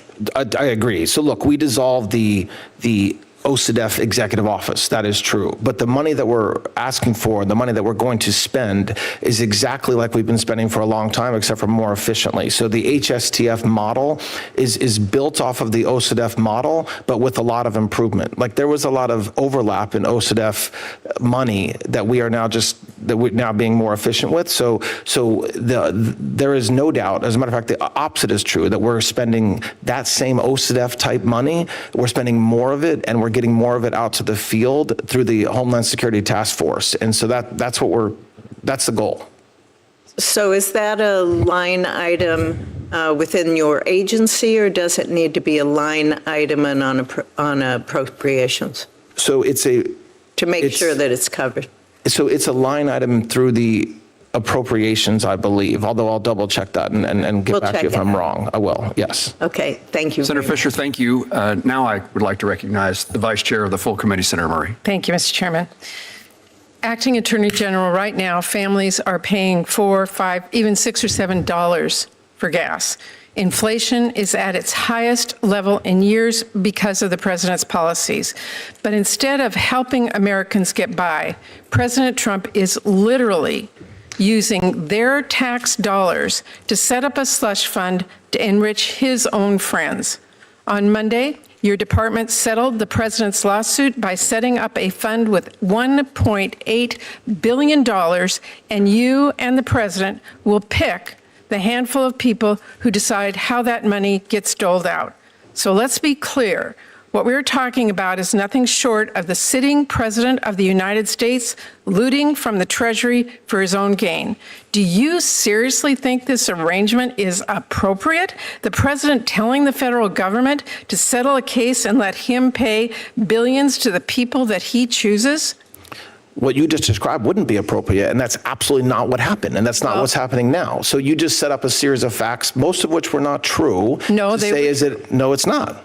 I mean, The president has set up a slush fund, however you want to say that it got set up, and he literally will get to choose through his hand-picked appointees who gets paid that fund. That is absurd. The president did not set up this fund. It's not a slush fund. It's been done many times. We have lots of Well, funds. I heard your established. response earlier to Senator Van Hollen. This is not comparable to the case that you cited. A judge was not involved. This is the president versus himself setting up a fund. The judge wasn't involved in the distribution in the Keep Siegel case at all. It Well, just wasn't. There was a single commissioner that was set up, not five. And so when The judge signed off on that case. yes, it was at a much later point in the Right. litigation. That's right. my point. That is all of our point. And I just have to tell you, this is corruption that has never been more blatant or more widespread. What is happening is you write the check, Trump and his cronies cash it. American taxpayers, who are already being whacked with high prices, are going to foot the bill. That's what we are seeing today, and that is what many of us are really, really angry about. So let me move to another topic. This Department of Justice is sending the message that if you're wealthy, if you're powerful, if you are well-connected, you won't be held accountable even if you abuse children. You know us after Congress passed the Epstein Files Transparency Act and DOJ finally began to release the files. Your department exposed survivors' names, their sensitive personal information, and even nude photos, while redacting names of alleged perpetrators of those crimes. The message that sends is this Department of Justice worked harder to protect the privacy of potential child abusers than the survivors. Your predecessor refused to apologize to those victims, but I want to give you the same opportunity to apologize for the way the department handled the release of these documents. Will you apologize to the survivors? When the president passed the Epstein Transparency Act, that was the only time, when the president signed the Transparency Act, that was when we were legally allowed to release the files. Prior to the passage of the act, which you all passed, I agree. That is we so were not the question I'm asking. It was the question you asked. You asked 5 or 6 questions. I'm answering them in order. No, that was one of the questions you the asked. question I want you to answer is, will you apologize to the victims whose names, sensitive personal information, and even nude photos were not redacted by your department? Will you apologize to them? Of course, that was, we never want to release a single victim's name. That is what they are hearing. But can I answer the question, please? Is it I'm fair? asking if you'll apologize. So I just said yes, but I would like an explanation to be given to that. What this act did is it required us to review over 6 million pieces of paper in a very short period of time. And so 0.001%, we made mistakes and we owned up to them. And the second that a victim or their lawyer told us that we made a mistake, we pulled that document down and we put lawyers 24/7 in being responsive to victims and their lawyers to make sure that we fixed every single problem. And so yes, I mistakes hear were- your anger. I'm not And I angry. will No, I'm not tell you- angry. I hear I'm your just anger, making sure and I will it's tell you understood who's really that angry is we people who had matter. their that- nude photos released. I just want to hear you say, I apologize to those victims. So as I just said, of course, any time we release a victim's name that shouldn't be released, we have failed as a Department of Justice. And so we have to do everything that we can to not So- fail. Well, And so I haven't heard the words, I apologize. I'm trying to give you those an victims. explanation of what happened. I don't think you're Okay. really interested in that because you keep on cutting me but off. I have a few more questions here, and I want to know, and I know that Senator Van Hollen raised this, but I want to ask you, will you personally commit to meeting with the survivors? I have heard from them personally that DOJ refused to meet them, and I'm asking about you. I'm asking about the Justice Department reaching out to them to be heard, not waiting for them to navigate a legal system that has obviously repeatedly failed them so far. Can I answer? Yeah, will you reach out to them? So as we have said repeatedly, of course, any lawyer, now if a victim has a lawyer, I'm not allowed to reach out to the victim directly, you know that. But any lawyer can reach out to the Department of Justice. They have, and I've met with many victims and their lawyers, as has the FBI, as has the SDNY. We will always meet with victims' counsel. Any victim You or will the always lawyer meet can with come forward to the victims' counsel. FBI With these at any women, time. and I've met with them, and I know Senator Van Hollen has, and so many other, they are personally so feeling abused again and again and again by what happened to them originally, and now by what's happening by them. I am saying to you, as a human being, who don't make them navigate a system that is impossible to navigate, that's already abused them. Reach out and ask to meet So with wait, them. you're That is asking all me I'm to asking. call, you want me to personally call the victims? Is that I what you're can asking help me to you do? reach them. Oh, that would be great. Yes, because we have said And from you day will meet one, with them if of I reach course, out to you. there have been members that have done that. And we immediately reach out to the victims or their lawyers when the lawyers want Well, and they say they want to do it. We will follow up on that. Thank you very much. Let me ask a few questions, and then we'll get to Senator Reid and Senator Peters, and then we'll have a conclusion of the hearing. I want to, oh, yes, and Senator Gillibrand, excuse me for my lack of peripheral vision. We'll make certain, Senator Gillibrand, that you are called on. General, worried about staffing and operational strains at the Bureau of Prisons. This committee, this subcommittee, and our full committee has tried to help in the last several years, and there was money in the reconciliation bill, $5 billion to support recruitment and retention efforts to address the BOP's maintenance backlog. In correctional facilities in Kansas, and we have certainly a major federal and lots of state correctional facilities, but officers, wardens, stakeholders continue to hear concerns about staffing shortages, aging infrastructure, deferred maintenance, officer retention, long-term strain placed on both personnel and inmates. What can you tell me about this budget request, and can you help me understand the circumstances you see at the Bureau of Prisons in this regard? So thank you, Senator. We were given a broken agency when we took over. Not enough money, morale was very low, and many of the prisons needed serious repairs. And so the president's budget this year tries to rectify a lot of that, as did the big, beautiful bill. The vacancy rate is still 20% for corrections officers. I talked about this earlier. That has to do with retention, it has to do with how much we're paying them, and creating an environment at the BOP that they want to work at. And so that's something we have to work on. We have some of the investments we want to make, $450 million to attack the vacancy rate and start paying some of our correction officers more. And then also a lot of money to make repairs. And so these are just safety repairs, but also structural repairs at prisons so that, again, it makes sure our inmates are protected and are safe and that we're safe from them, and also creates an environment that's safe for the staff and the corrections officers that are working there. And so it's a big number, but it's extraordinarily important. As recently as yesterday, General, I continued to hear from state and local law enforcement agencies about their desire and therefore the demand for training on drones and counter UAS systems. Kansas City is a FIFA site, but that demand is significant. And can you tell me how the department is working with the FBI to address this issue? And I think FIFA is a significant component of it, but with the prevalence of UAVs, I think it's just an issue that needs to be broadly addressed. Yes, so we're training, the FBI is training a ton of state and locals every day, and we're on the clock because of FIFA, but we're also doing it beyond FIFA because the UASs, the drones are a big problem in every single state in this country. And so we have ATF also, that a certain portion of ATF also helps with the training as well at the FBI facility. And we're going to continue to do that, meaning we're going to continue to offer and provide training to state and locals. We're also asking for money in our budget to help shore that up a little bit so that we can continue to not only offer training, but have a defense to the UAS. I would suggest that the FBI training center is over capacity, needs more officers and capabilities. And if the Department of Justice is interested in pursuing that, I'd be interested in trying to be helpful.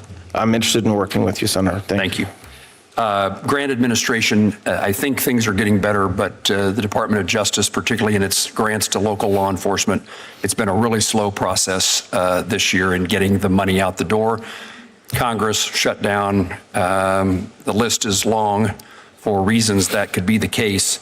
But I want to give you the opportunity to tell me that you are now positioned to see that local law enforcement in particular, but grants in general, and those grants exceed just local law enforcement. It's other community grants, mentoring grants. I want to make sure that you believe you're now positioned in terms of staffing and administrative abilities to make that process work better. We are working on that, and you're right. It's been slow. We now have all the 25s out except for maybe one. We're starting on 26 now. One program or one grant? One grant. One grant. I could be off a couple of grants, but we're mostly finished with that process. You're right. It didn't. We didn't get the number from you guys till January, late January, so we had a late start. And we're going to turn to 26 now and get as much done as we can. As you know, they're distributed on a rolling basis, so it's not as if there's no money and then a ton of money. So we're trying to get the wheels turning as quickly as we can to get money out. Thank you. Senator Reed. Thank you, Mr. Chairman. Mr. Blanche, how many taxpayers' returns were leaked by the IRS contractor in the 2020 breach? How many taxpayers, excuse me? How many taxpayers' returns were leaked by the IRS contractor in the 2020 breach? I don't know the exact amount, but a lot. 405,427. One of them was Donald Trump. Correct? One of them was Donald Trump, correct? One of them was Donald Trump and his family or others, correct. Right. And Donald Trump was president at the time. Correct. So it was his IRS department that allowed this breach of privacy, correct? It was a criminal who worked in the IRS, yes. Well, he was hired under Trump's administration. This is one of the Trump. Well, there was a criminal breach that led to this, yes. Very good. How many of these 400,000 people have received monetary reimbursement for the breach? I don't think any have, including the president. No, they haven't. But you've authorized the president to agree the president should have reimbursement, correct? No, we settled the case. No, there's no reimbursement to President Trump. Well, that's filed a suit, interesting. Senator, but so President Trump, you're going to assure us President Trump and his family will get no proceeds from this? Correct. He will not. He will not get. His family will not get. Correct. And who will direct the distribution of these? Who gets the money?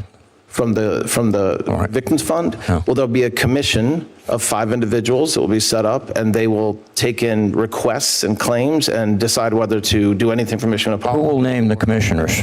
I will. Or the Attorney General, whoever the Attorney General is. The Attorney General. Okay. Sorry, just to correct, and one of them will be done in consultation with leadership of this body.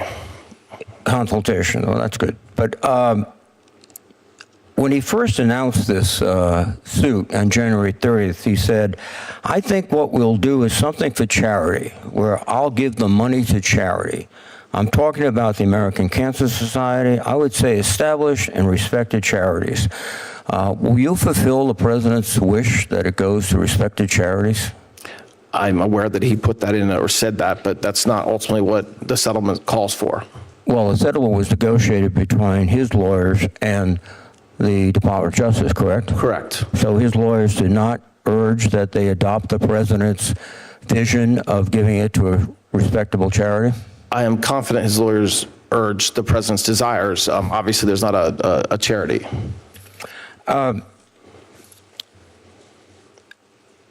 The order that you signed yesterday states that the government pay this settlement if the Secretary of Treasury has certified the payment. Is that correct? Correct. Is it a coincidence that the General Counsel of the Department of Treasury resigned yesterday? I don't know if it's a coincidence. No. Have you looked or checked? Have I checked? Yeah. I have not. As to why he resigned? It just seems to be very coincidental that a high-ranking member of the Department of Treasury, Senate confirmed, would resign the day that the Treasury Department was required essentially to certify these payments. Well, I believe the IRS signed the settlement agreement as well. But yes, but I can't speak to why he resigned, Senator. Well,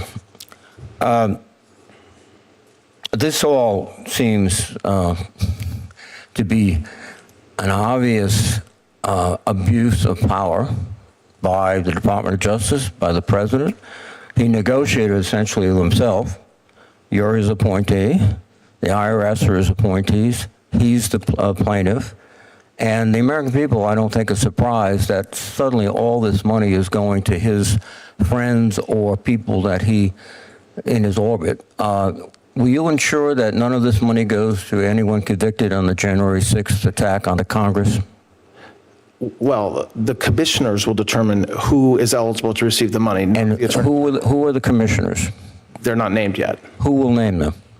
I will, or the Attorney General will. It's not me. So, with the suggestion of the President of the United States? Excuse me? With the suggestion of the President of the United States, your boss? I do not make suggestions. I will. No. He will make suggestions to you. I have no idea if he will or not. I really don't. I have no idea if he will or not. I would be shocked if he didn't tell you exactly who to put on, and I'd be more shocked if you did not put them on. This is a travesty of the law in the United States and the Constitution. You had an opportunity to go down and talk to Ghislaine Maxwell. And then a few days later, she was transferred from a high security prison to a very comfortable. I mean, that's very comfortable. It's just not true. She was not in a high security prison. She was transferred from a low security prison to a low security prison. I mean, you're looking at me like that's verifiable. Well, I don't think at the other prison she had her own room. She had access to a private shower. She could have pet therapy. And I don't know if any of that is true. I'm not disagreeing with you. It is true, and you should know it, Mr. Attorney. I should know that? You should know. Whether an inmate has access to her own shower? No. This is a person of extra special interest to the President of the United States. He's known her. Why did he send you down to talk to her? He didn't send me. I went. What do you mean? You think President Trump called and asked me to go interview a witness in federal prison? Honestly? Yes, I do, frankly. Well, because you know why? Didn't. Because the deal was in. He needed somebody he could rely. He needed somebody he could rely upon to talk to her and say, what would she say if she was asked about Jeffrey Epstein? And you were the perfect choice. And you went down there, and suddenly, shazam! She's out of what is a more confining situation into a much more relaxed federal prison. Every word that I asked her is recorded and available to you to review. If there's criticisms of the question that I asked her, go ahead and make them. But the president did not have anything to do with my choice to go interview Ms. Maxwell. If I wouldn't have went and a career would have went, you would have said, why didn't you go yourself? Just like you expect me to know whether she has access to her own shower. You so should. I did go. Everyone in the United States who reads the newspapers know that. I guess you don't, read things like that. This whole hearing, I think, is exposing something, which is, to me, very frightening. You're a very gifted lawyer. But from my perspective, you have very little faith to the Constitution and the people of America, and you're the president's consigliere. Your perspective is completely wrong, Senator, respectfully. I think the facts will prove me right. Thank you. Thank you, Mr. Chairman. Mr. Blanche, last May, my staff at Homeland Security and Government Affairs Committee released a report documenting that the inspectors general that President Trump fired had together, collectively, had uncovered billions of dollars in fraud, waste, and abuse. We oversee IGs and believe that they're incredibly important to hold government accountable, which needs to be done so that American people have trust and confidence in the work that we do here. In fact, it was quite, I thought, striking. The study showed that for every dollar that we spend on IGs, it's been estimated the return on that investment is roughly 18 times what we put into the IGs. But despite the administration's purported focus on fraud, your department, FY27 request, would actually cut these IGs, their budget, by nearly a third. These are folks that have an 18-to-1 return on investment. Prior to being in public service, I spent 20 plus years in the investment business. If I told investors, this is an investment I'd like you to make and you're going to have an 18-to-1 return, they would jump out of their chair in excitement and say, absolutely. How much money can I put in to get an 18-to-1 return? So while the request, and this happens while you're requesting an increase for your overall agency through the reconciliation, so you're going to be gaining additional funding, which I would argue requires oversight as you get additional funding. That happens every government agency, not just yours. And to have a massive cut of IGs with an 18-to-1 ROI, why was that decision made, and how do you intend to have robust oversight of the department when you're cutting the folks who are responsible for that and have a brilliant track record of doing that with every administration, Democratic or Republican, before you?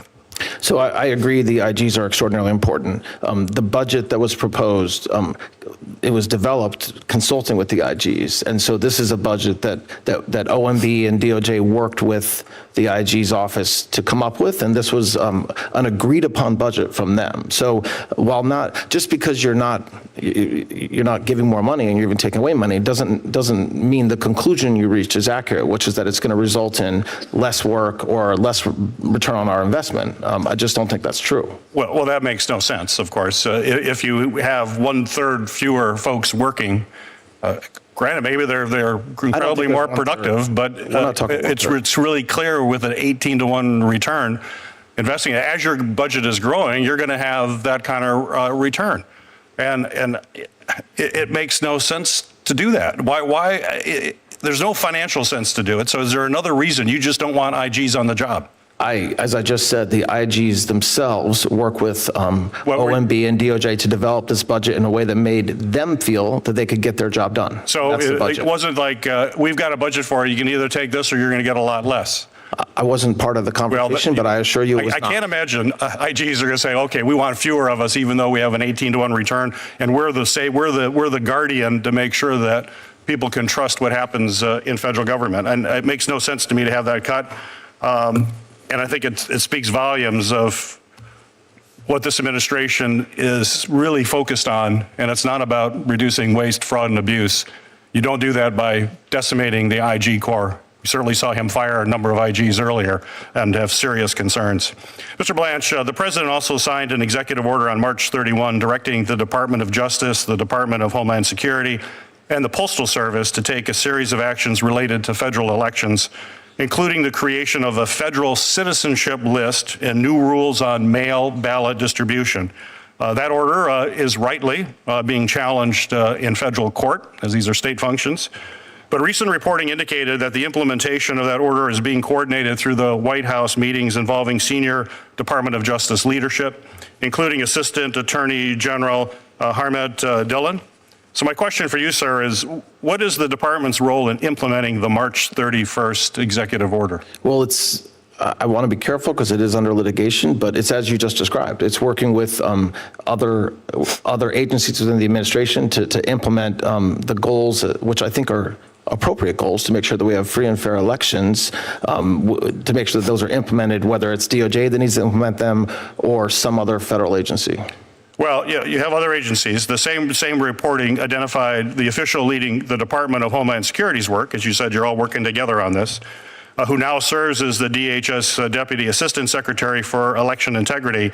Her name is Heather Honey, who is in that position.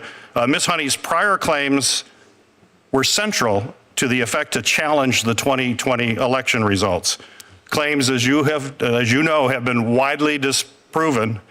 It's not true, none of this stuff. She's a key player there. So my question for you, sir, is the department taking policy direction either formally or informally? You say they are from your previous answer, but from an official whose prior work was built on disproven claims about a prior federal election? Our policy direction comes from President Trump and his leadership team. So I know the person you're speaking about. She's part of DHS and certainly in meetings that we have about election integrity. But as far as whether myself or Harmeet Dillon take policy directions, we take them from the president. So, interesting. A person who was part of these widely disproven false allegations, and a president who, of course, subscribes to that as well. So that's what you're telling me. That's what's driving this effort by the federal government to basically take powers that the Constitution reserves for our states. Thank you, Mr. Chairman. Appreciate it.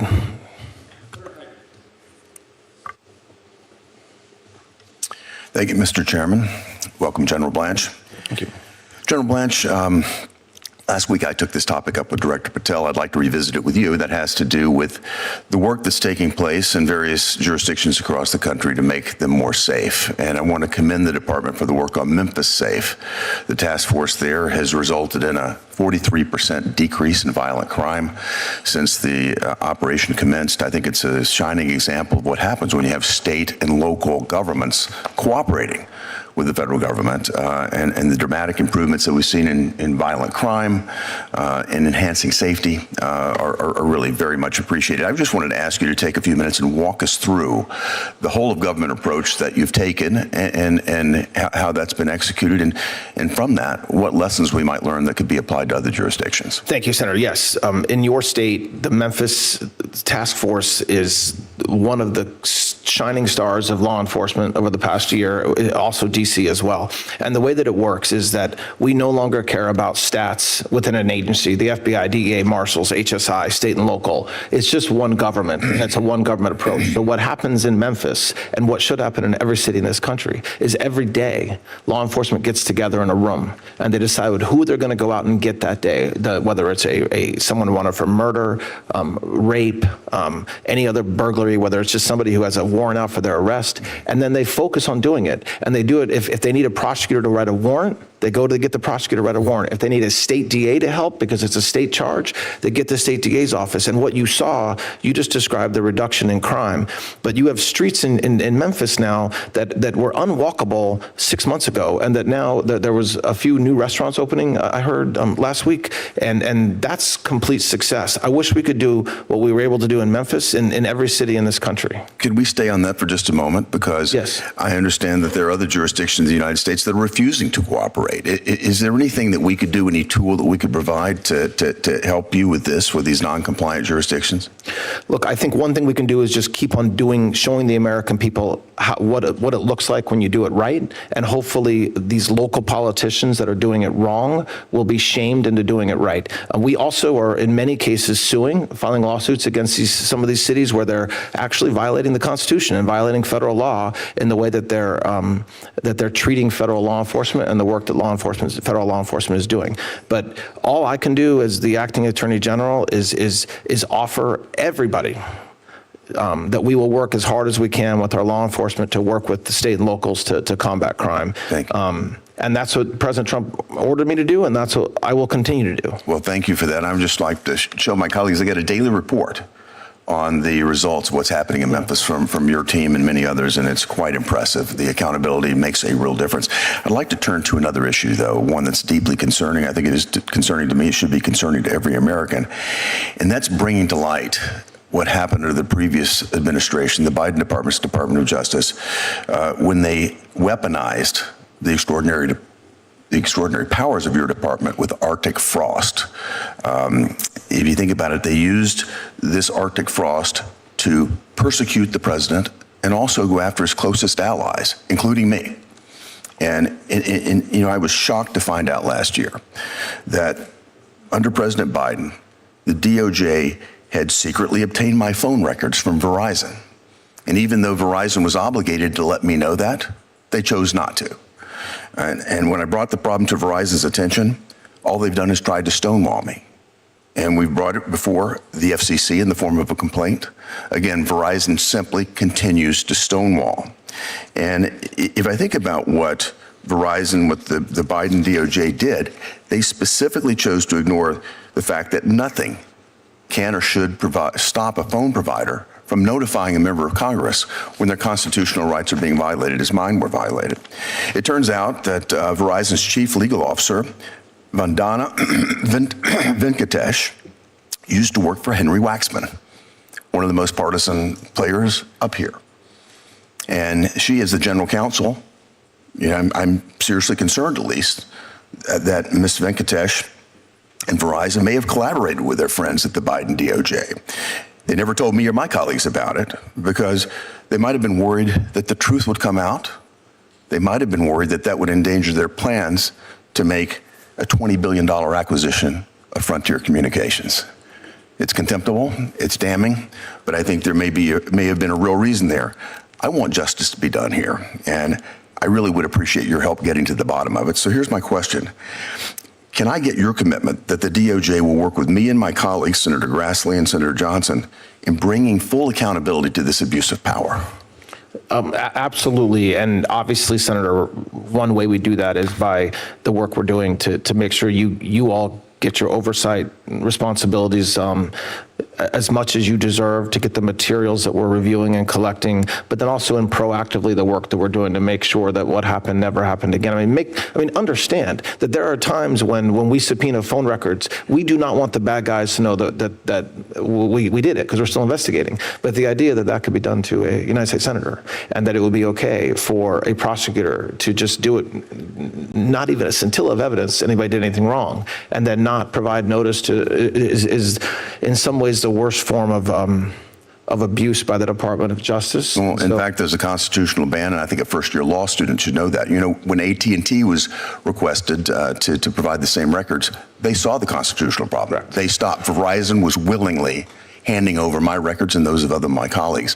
And I just asked myself, what was the purpose? What was the motivation for them to violate my constitutional rights? Was it because they wanted to make friends with the FCC, maybe Ms. Venkatesh, to get an appointment sometime later? I don't know. Was it because of this Frontier acquisition that they had in mind? I don't know, but we need to get to the bottom of it. Thank you. Thank you, Mr. Chairman. You're welcome. Senator Gillibrand. Thank you, Mr. Attorney General, Acting Attorney General, for being here. Thank you. I've listened to your testimony today, and I have a concern about your focus. New York City was the site of the last major terrorist attack against the United States at 9/11. We benefit greatly from what you've mentioned, this whole of government approach, Yes. where we integrate CIA, NSA, DOD, FBI, DOJ, all integrated seamlessly, NYPD, to keep our city safe. It's one of the biggest cities in the country. It's one of the most dynamic cities in the country, and our public safety is paramount. But I've looked at your record, and I am deeply concerned that you are not using this whole of government approach, because I see you slashing programs left and right that we know work for all sorts of things, from drugs to gun trafficking to community policing to cops program, slashing so many programs that I know work. So I want to take you through them and hear from you why your focus isn't where New York City and the state and the country need you to be, which is our public safety. So first of all, do you think that China, Iran, Russia want to do us harm and would undermine our elections? Yes. Why did you delete the whole department then that is supposed to protect against the undermining of our elections? We spend a ton of time, a ton of money, a ton of man hours, a ton of resources on that very issue. Yeah, but you canceled the FBI's Foreign Influence Task Force. That's a task force. That's literally just a group. It was you know what a task force is. That's not getting rid of anything. I was here in 2016. I know what happened. And after that, we did a whole of government approach. Yes. We put experts in at CISA. We put experts in at the FBI, and we put experts in at the Department of Defense. Together, whole of government approach, they went state by state by state to make sure that our electoral infrastructure was sound. However, your department and this administration has aggressively fired all the people that were put in charge of this. So they were the people at the FBI in charge of it. So why have you dismissed those operations? Where that failed, there were no state and local involved. It was all just a bunch of federal people, mostly out of Washington, D.C., okay? And the FBI agents were all Washington, D.C. The way they were agents, not around the country where we needed them. So the way that we're addressing it by closing down that task force is by having HSTF set up in every single, including in New York City. Every single agency, every single state now has a HSTF, and that is one of their main focuses. And it does work with state and local. I want a complete report on this because I don't have confidence that you are doing what needs to be done, because if all the 300, 400 expert people that were in our previous administrations, multiple administrations, Democrat and Republican administrations, if none of them are good and you're starting over from scratch, that doesn't sound like the recipe for I success. didn't say none of them were good. That's not what I said. Well, they've all been dismissed and they've all been fired in all three areas. That's not true. They have not all been dismissed. We fired the people from DOD, we fired the people from CISA, we fired the people at the FBI. They were all dismissed. They were not all dismissed. Many of them are still here. Ask for a briefing, look into it, and give a report to this committee, because I'm telling you, if you agree that our adversaries do not have our goodness in mind, they don't have our protected elections in mind, yes, I need laser-like focus on solving this You're getting problem. laser-like focus. All right, I'd like a report on that. Second issue, gun trafficking. We have been working so hard as a federal government to stop the flow of illicit guns into our communities, where someone can sell guns out of the backs of their trucks from some criminal gun dealer who's trying to get these guns into the hands of criminals. And we're supposed to get data every year so we can show that our gun trafficking laws are working. These new enhanced laws where police officers can now go cross state lines to do their investigation. Why are you not giving me the data about gun trafficking? I need to know if it's working. I need to know if these cases are being prosecuted, and I can't even get data out of your department.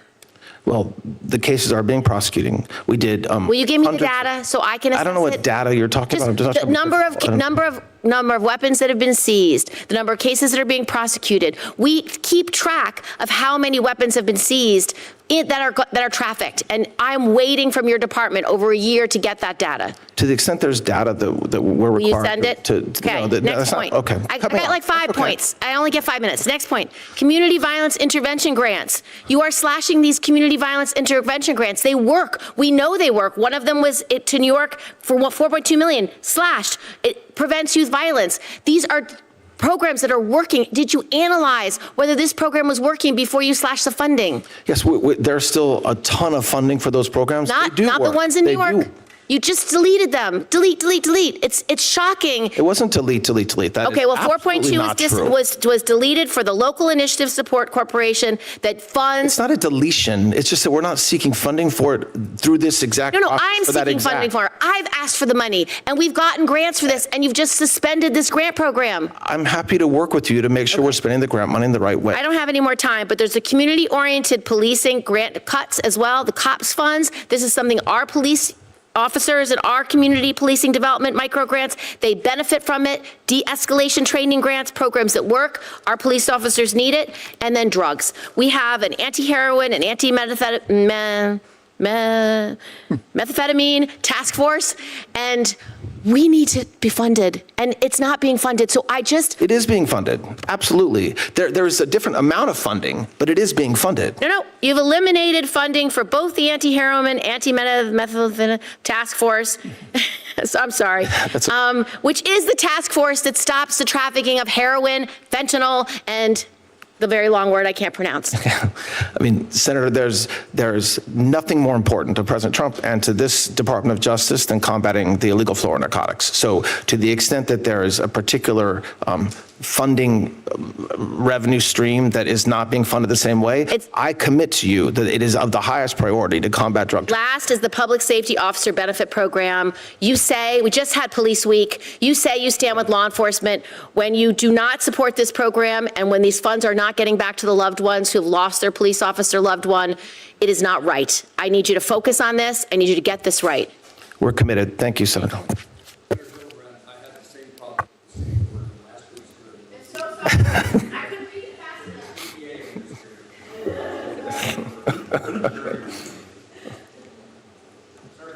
Thank you. Thank you, Acting Attorney General. Thank you for being here. Thank you. I want to talk about the ATS National Tracing Center, which you know is located in Martinsburg, West Virginia. I think this is a stunning statistic for people to realize that in fiscal year 2024 alone, the National Tracing Center processed more than 600,000 requests. I mean, that is an immense amount of work. It also helped to identify the deranged individual who attempted to assassinate President Trump in Pennsylvania. So obviously, it's great work out there, but I am concerned that we have to prevent the release of firearm trace data to anyone other than law enforcement for investigative purposes. Can you elaborate on the importance of the NTC, but also how it functions within the ATF? And can you describe how your budget requests will sustain these critical services? Yes, of course, Senator, and I agree with you. It is an extraordinarily valuable law enforcement tool, but it can be abused. And so what the ATF has to make sure we're doing is we're using the tracing data. And by the way, it's not just for federal cases, it's for state and local cases, it's for local crimes. And so it's a true testament of the power of the federal government to help the states. We have to make sure that that data is shared only where it needs to be shared and only to further law enforcement investigations. Our Director Cicada is laser focused on that. We have the benefit of having somebody who's been an ATF agent for 2 decades. And so we'll continue to make sure that not only we're spending the money to make sure that we're successful, but also making sure that we have guardrails around it so that it doesn't get abused either by ATF or by anybody state and local wise. Thank you. Thank you very much. I want to talk about the HIDTA task force collaboration. I know DOJ is a valuable member of the HIDTA task force, and honestly, we had the ONDCP director, Sarah Carter, came to West Virginia a few weeks ago. We had a roundtable. U.S. attorneys were there, local partners, local law enforcement. Very interesting conversation.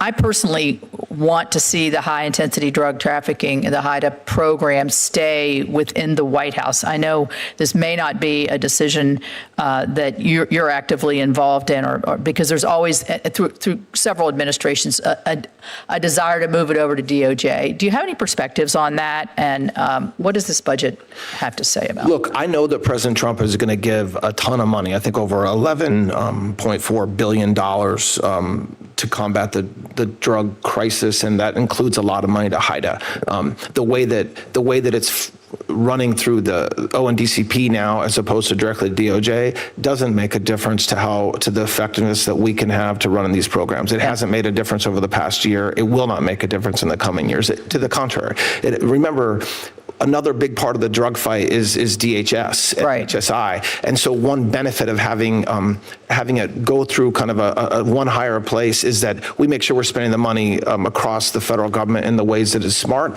So I have had zero issues with that setup, and I don't think Administrator Cole has had any issues with it or any of other law enforcement. Hey, I mean, personally, I think the issue is so large, and you heard Senator Gillibrand talking about it in New York. Our state has a particular issue, and I am so pleased with the president's southern border initiatives. Fentanyl seizures are down, meaning less fentanyl into the country, but it's just such a devastating and terrifying drug that's killing too many people. I did want to I noticed in your opening statement you made a comment about the Bureau of Prisons. I just had a conversation with my fellow West Virginian, Billy Marshall, who's head of the BOP. I am in full support of the $10 billion request that you've made. He's made great strides there in getting good leadership, and they're safer. We have several federal prisons in and around West Virginia, and not only are the staff safer, but the inmates are safer as well. And I would encourage you to keep pounding that drum. We will. Thank you, Senator. Let me ask you a question in the last few minutes that I have. There's a few seconds. All right, geez. There's always a headline about Assistant Attorney General leaves DOJ, and it sounds, like it's a political statement rather than, or a lack of confidence statement, or doesn't like the way the direction that the department is going. And I know you see this, the public reports.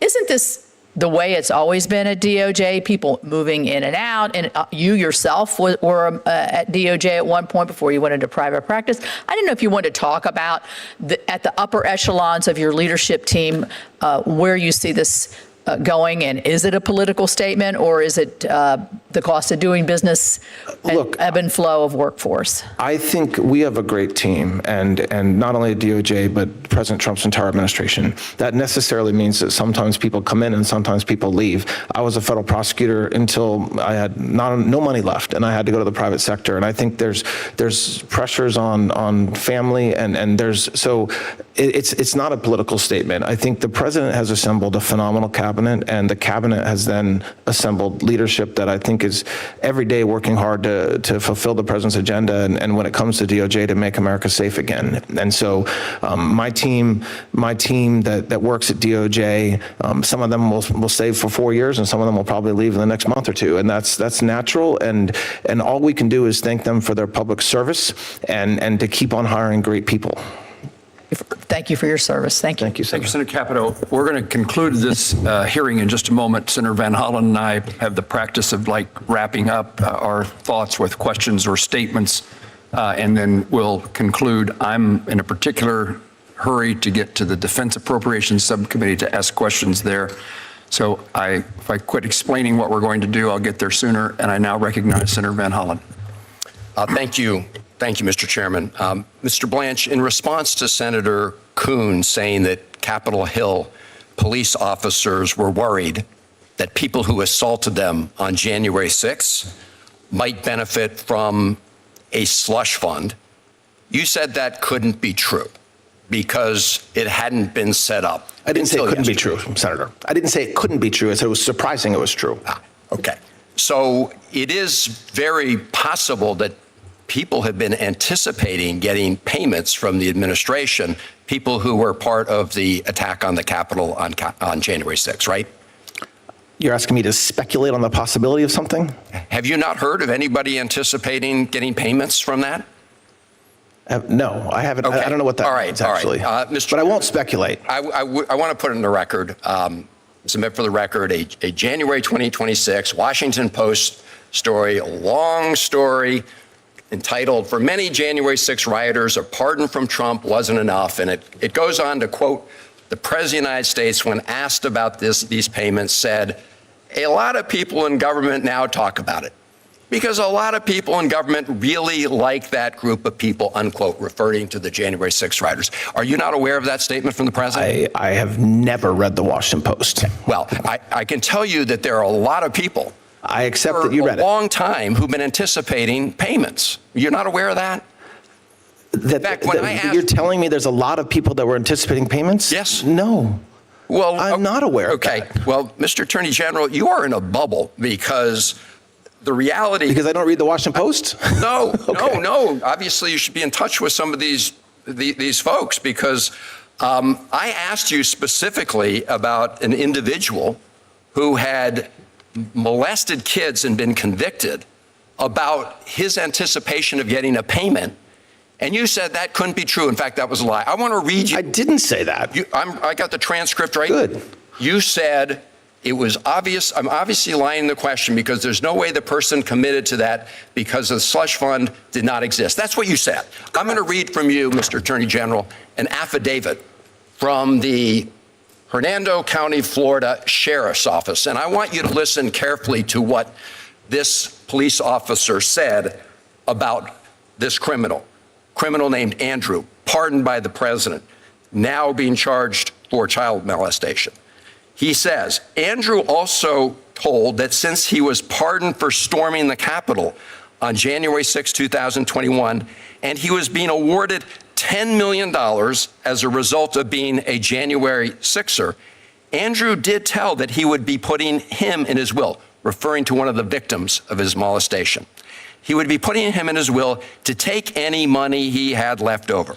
This tactic was believed to be used to keep from exposing what Andrew had done to him, signed under penalty of perjury by someone in the sheriff's office. And you're telling me You don't know about all these people who have been signaled by the President of the United States and others that they're going to get payments. I think that's what you just read is disgusting. It's horrible that happened, but that's not what I said. I mean, you can say you're telling me and then make up something that I'm not saying, or you can let me speak. Mr. Attorney General, yes. I'm reading from the statement here. I got a transcript of what our exchange earlier. And you essentially said, well, you're obviously lying in your question because there's no way this person committed to that because the slush fund of which you called it did not exist, just as you suggested. Right, and it's true that even the affidavit that you just read said that he would be awarded, this criminal suggested he'd be awarded $10 million. Now you're playing absolute word games. I am not playing a word game. Of course you are, because people are also words matter. Words matter. So if you're going to quote me accurately. Mr. Chairman, I'd like to put in the record, January 6th rioter pardoned by Trump was sentenced to life in prison for child abuse. Pardoned Capitol Hill rioter tried to bribe child sex victim with promise of January 6th payout. And I will close with this, Mr. Attorney General. You can't tell us today that this individual would not be eligible for a payout from this fund. I find that obscene. And I'm going to ask you one last time. You keep comparing this case to the Keep Eagle case. In that case, as you've admitted, a judge ultimately signed off. I'm asking you, before you proceed with this fund, will you have a federal judge sign off on it? I didn't compare the cases. What I said is the commission that we set up yesterday is nearly identical to the commission that was set up during Keep Eagle. So please, you repeatedly put words in my mouth, and then you say, oh, I'm playing wordsmith. Words matter. Mr. General, they do matter. You said they were. Look, the transcript will speak for itself. It will. But you compared in your own release, in the Department of Justice's own release, you compared it to this case. And in this case, a judge signed. My final question I am comparing. Will you agree, as they did in that case, that before you proceed with this fund, a federal judge will sign off and approve it? Will you agree to that? Federal judge. So there's no mechanism. Actually, there is a federal judge presiding over this case. The case was dismissed by the judge last night. Yeah, because you moved to create this fund. I didn't move. I did not move. The settlement result, Mr. Attorney General, come on. So So you're not going to submit this proposal to any federal judge or independent? There is no judge. Any independent authority? What does that mean? An independent authority? It means not somebody who's getting to pick 5 of the members who was the president's former personal attorney. That would be somebody who would be independent. I'm the acting attorney general, okay? The fact that I used to be President Trump's lawyer is just a fact, but I'm the acting attorney general. So don't say the president's former personal lawyer will do something. The acting attorney general will do something. Mr. Attorney General, you are acting today like the president's personal attorney, and that's the whole problem. You have a whole banner of his face hanging over the Department of Justice, and you and everybody else walks under it, and you are acting like you're his current personal attorney. Mr. Chairman, I have no further questions. Attorney General, let me ask this question in this regard to the fund. Is there in your mind a nature or a description of the individuals that you hope to find to serve on that board that makes the decisions that we're talking about? Yeah, we want people who will have the ability to evaluate. I mean, with a couple of the questions from the senator and from others today, evaluate whether somebody who's applying for compensation is entitled to it, and if they are entitled to it, what amount and how to go about doing that. So we expect there'll be experienced people. It'll be public. People can be critical if they so choose, and so we haven't come up with names yet, and we will. I think we have 30 days to do so, and when we have the names, we'll announce them. And what's the standard by which a determination is made that compensation should be had? So in the broadest sense, it's weaponization. It's not limited to Republicans. It's not limited to Democrats. It's not limited to January 6 defendants. It's limited only by the term weaponization. And so I expect that the commissioners, and what I expect they will do, because they'll have to, is set up guidelines and set up procedures for individuals to apply for that. The weaponization then gets defined, could be, I assume you can't expand the word weaponization, but you can narrow where it seems to be most applicable, where the weaponization, if it occurred, is the most egregious, is there some kind of standard by which you would evaluate a case-by-case basis? I think there has to be standards, and I think it is a case-by-case basis. I think that it will depend on, but by when you say there's a standard and then say it's case-by-case, that's the issue, right? Is that the case-by-case analysis is what's going to have to be done, and I expect that it will be done. I mean, I think it's telling that everybody on the left and everybody in the liberal side of the media immediately says it's a slush fund for President Trump's friends. If anything else, that's an outright admission that they know that the people that really had this Department of Justice weaponized against them were President Trump and his friends. But that is not what the commission says. That is not what the AG order that I signed yesterday says. It does not limit it to President Trump or President Trump's friends. To the contrary, President Trump isn't taking a dime. And so the fact that there's a view that this slush fund, which it's not, is going to be only given to Republicans or friends of the president is one, not true. But two, it's very telling that that's the reaction from Democrats, because it proves the point that President Trump has been saying for a very long time, which happens to be true, which was for the first time in our nation's history, you had an administration seek to destroy the previous administration, not just President Trump, anybody that came in contact with him. I've said it before, but you're talking about his gardeners being put in the grand jury, his Secret Service detail being put multiple times in the grand jury. That's what the last administration did to try to destroy President Trump. And he has said publicly, and I very much agree with him, that he doesn't want this to ever happen again to anybody. And so how do you go about making sure it doesn't happen again to anybody? Well, you change the culture, which is what we're doing. You also set up a mechanism where people that did have it weaponized, have this Department of Justice and this federal government weaponized against them, can apply. Does it mean they're going to get money? No, it doesn't mean they're going to get money. It just invites them to apply. And they make a case of some kind to meet some standard, right? Yes, and there's a flaw in the legal system, because this legal system was not set up to compensate for what the Democrats and what Biden and what Garland did for 4 years. It doesn't know how to cope with the fact that hundreds and hundreds of administration officials had their phones taken from them. Members of the Senate had their had their phone records subpoenaed and weren't told about it. The system isn't set up for that. In answers to questions previously put before you this morning, did you took, I assume, because what the settlement agreement says, you eliminated certain individuals from being qualified to receive benefits from this fund.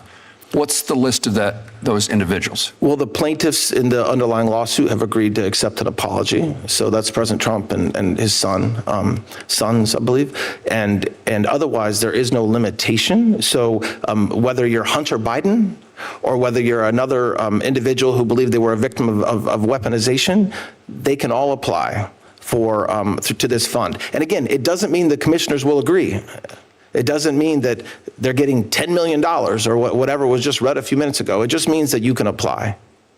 And the decision by the commission is by a majority? Yes. 3 of 5? Correct.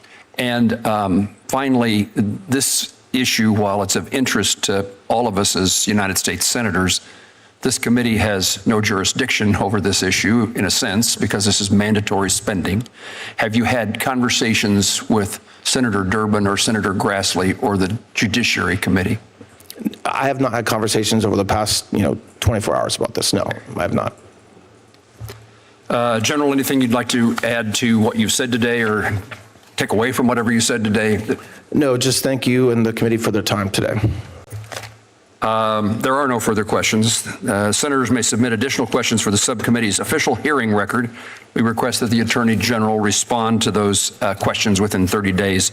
The subcommittee stands at recess to the call of the chair.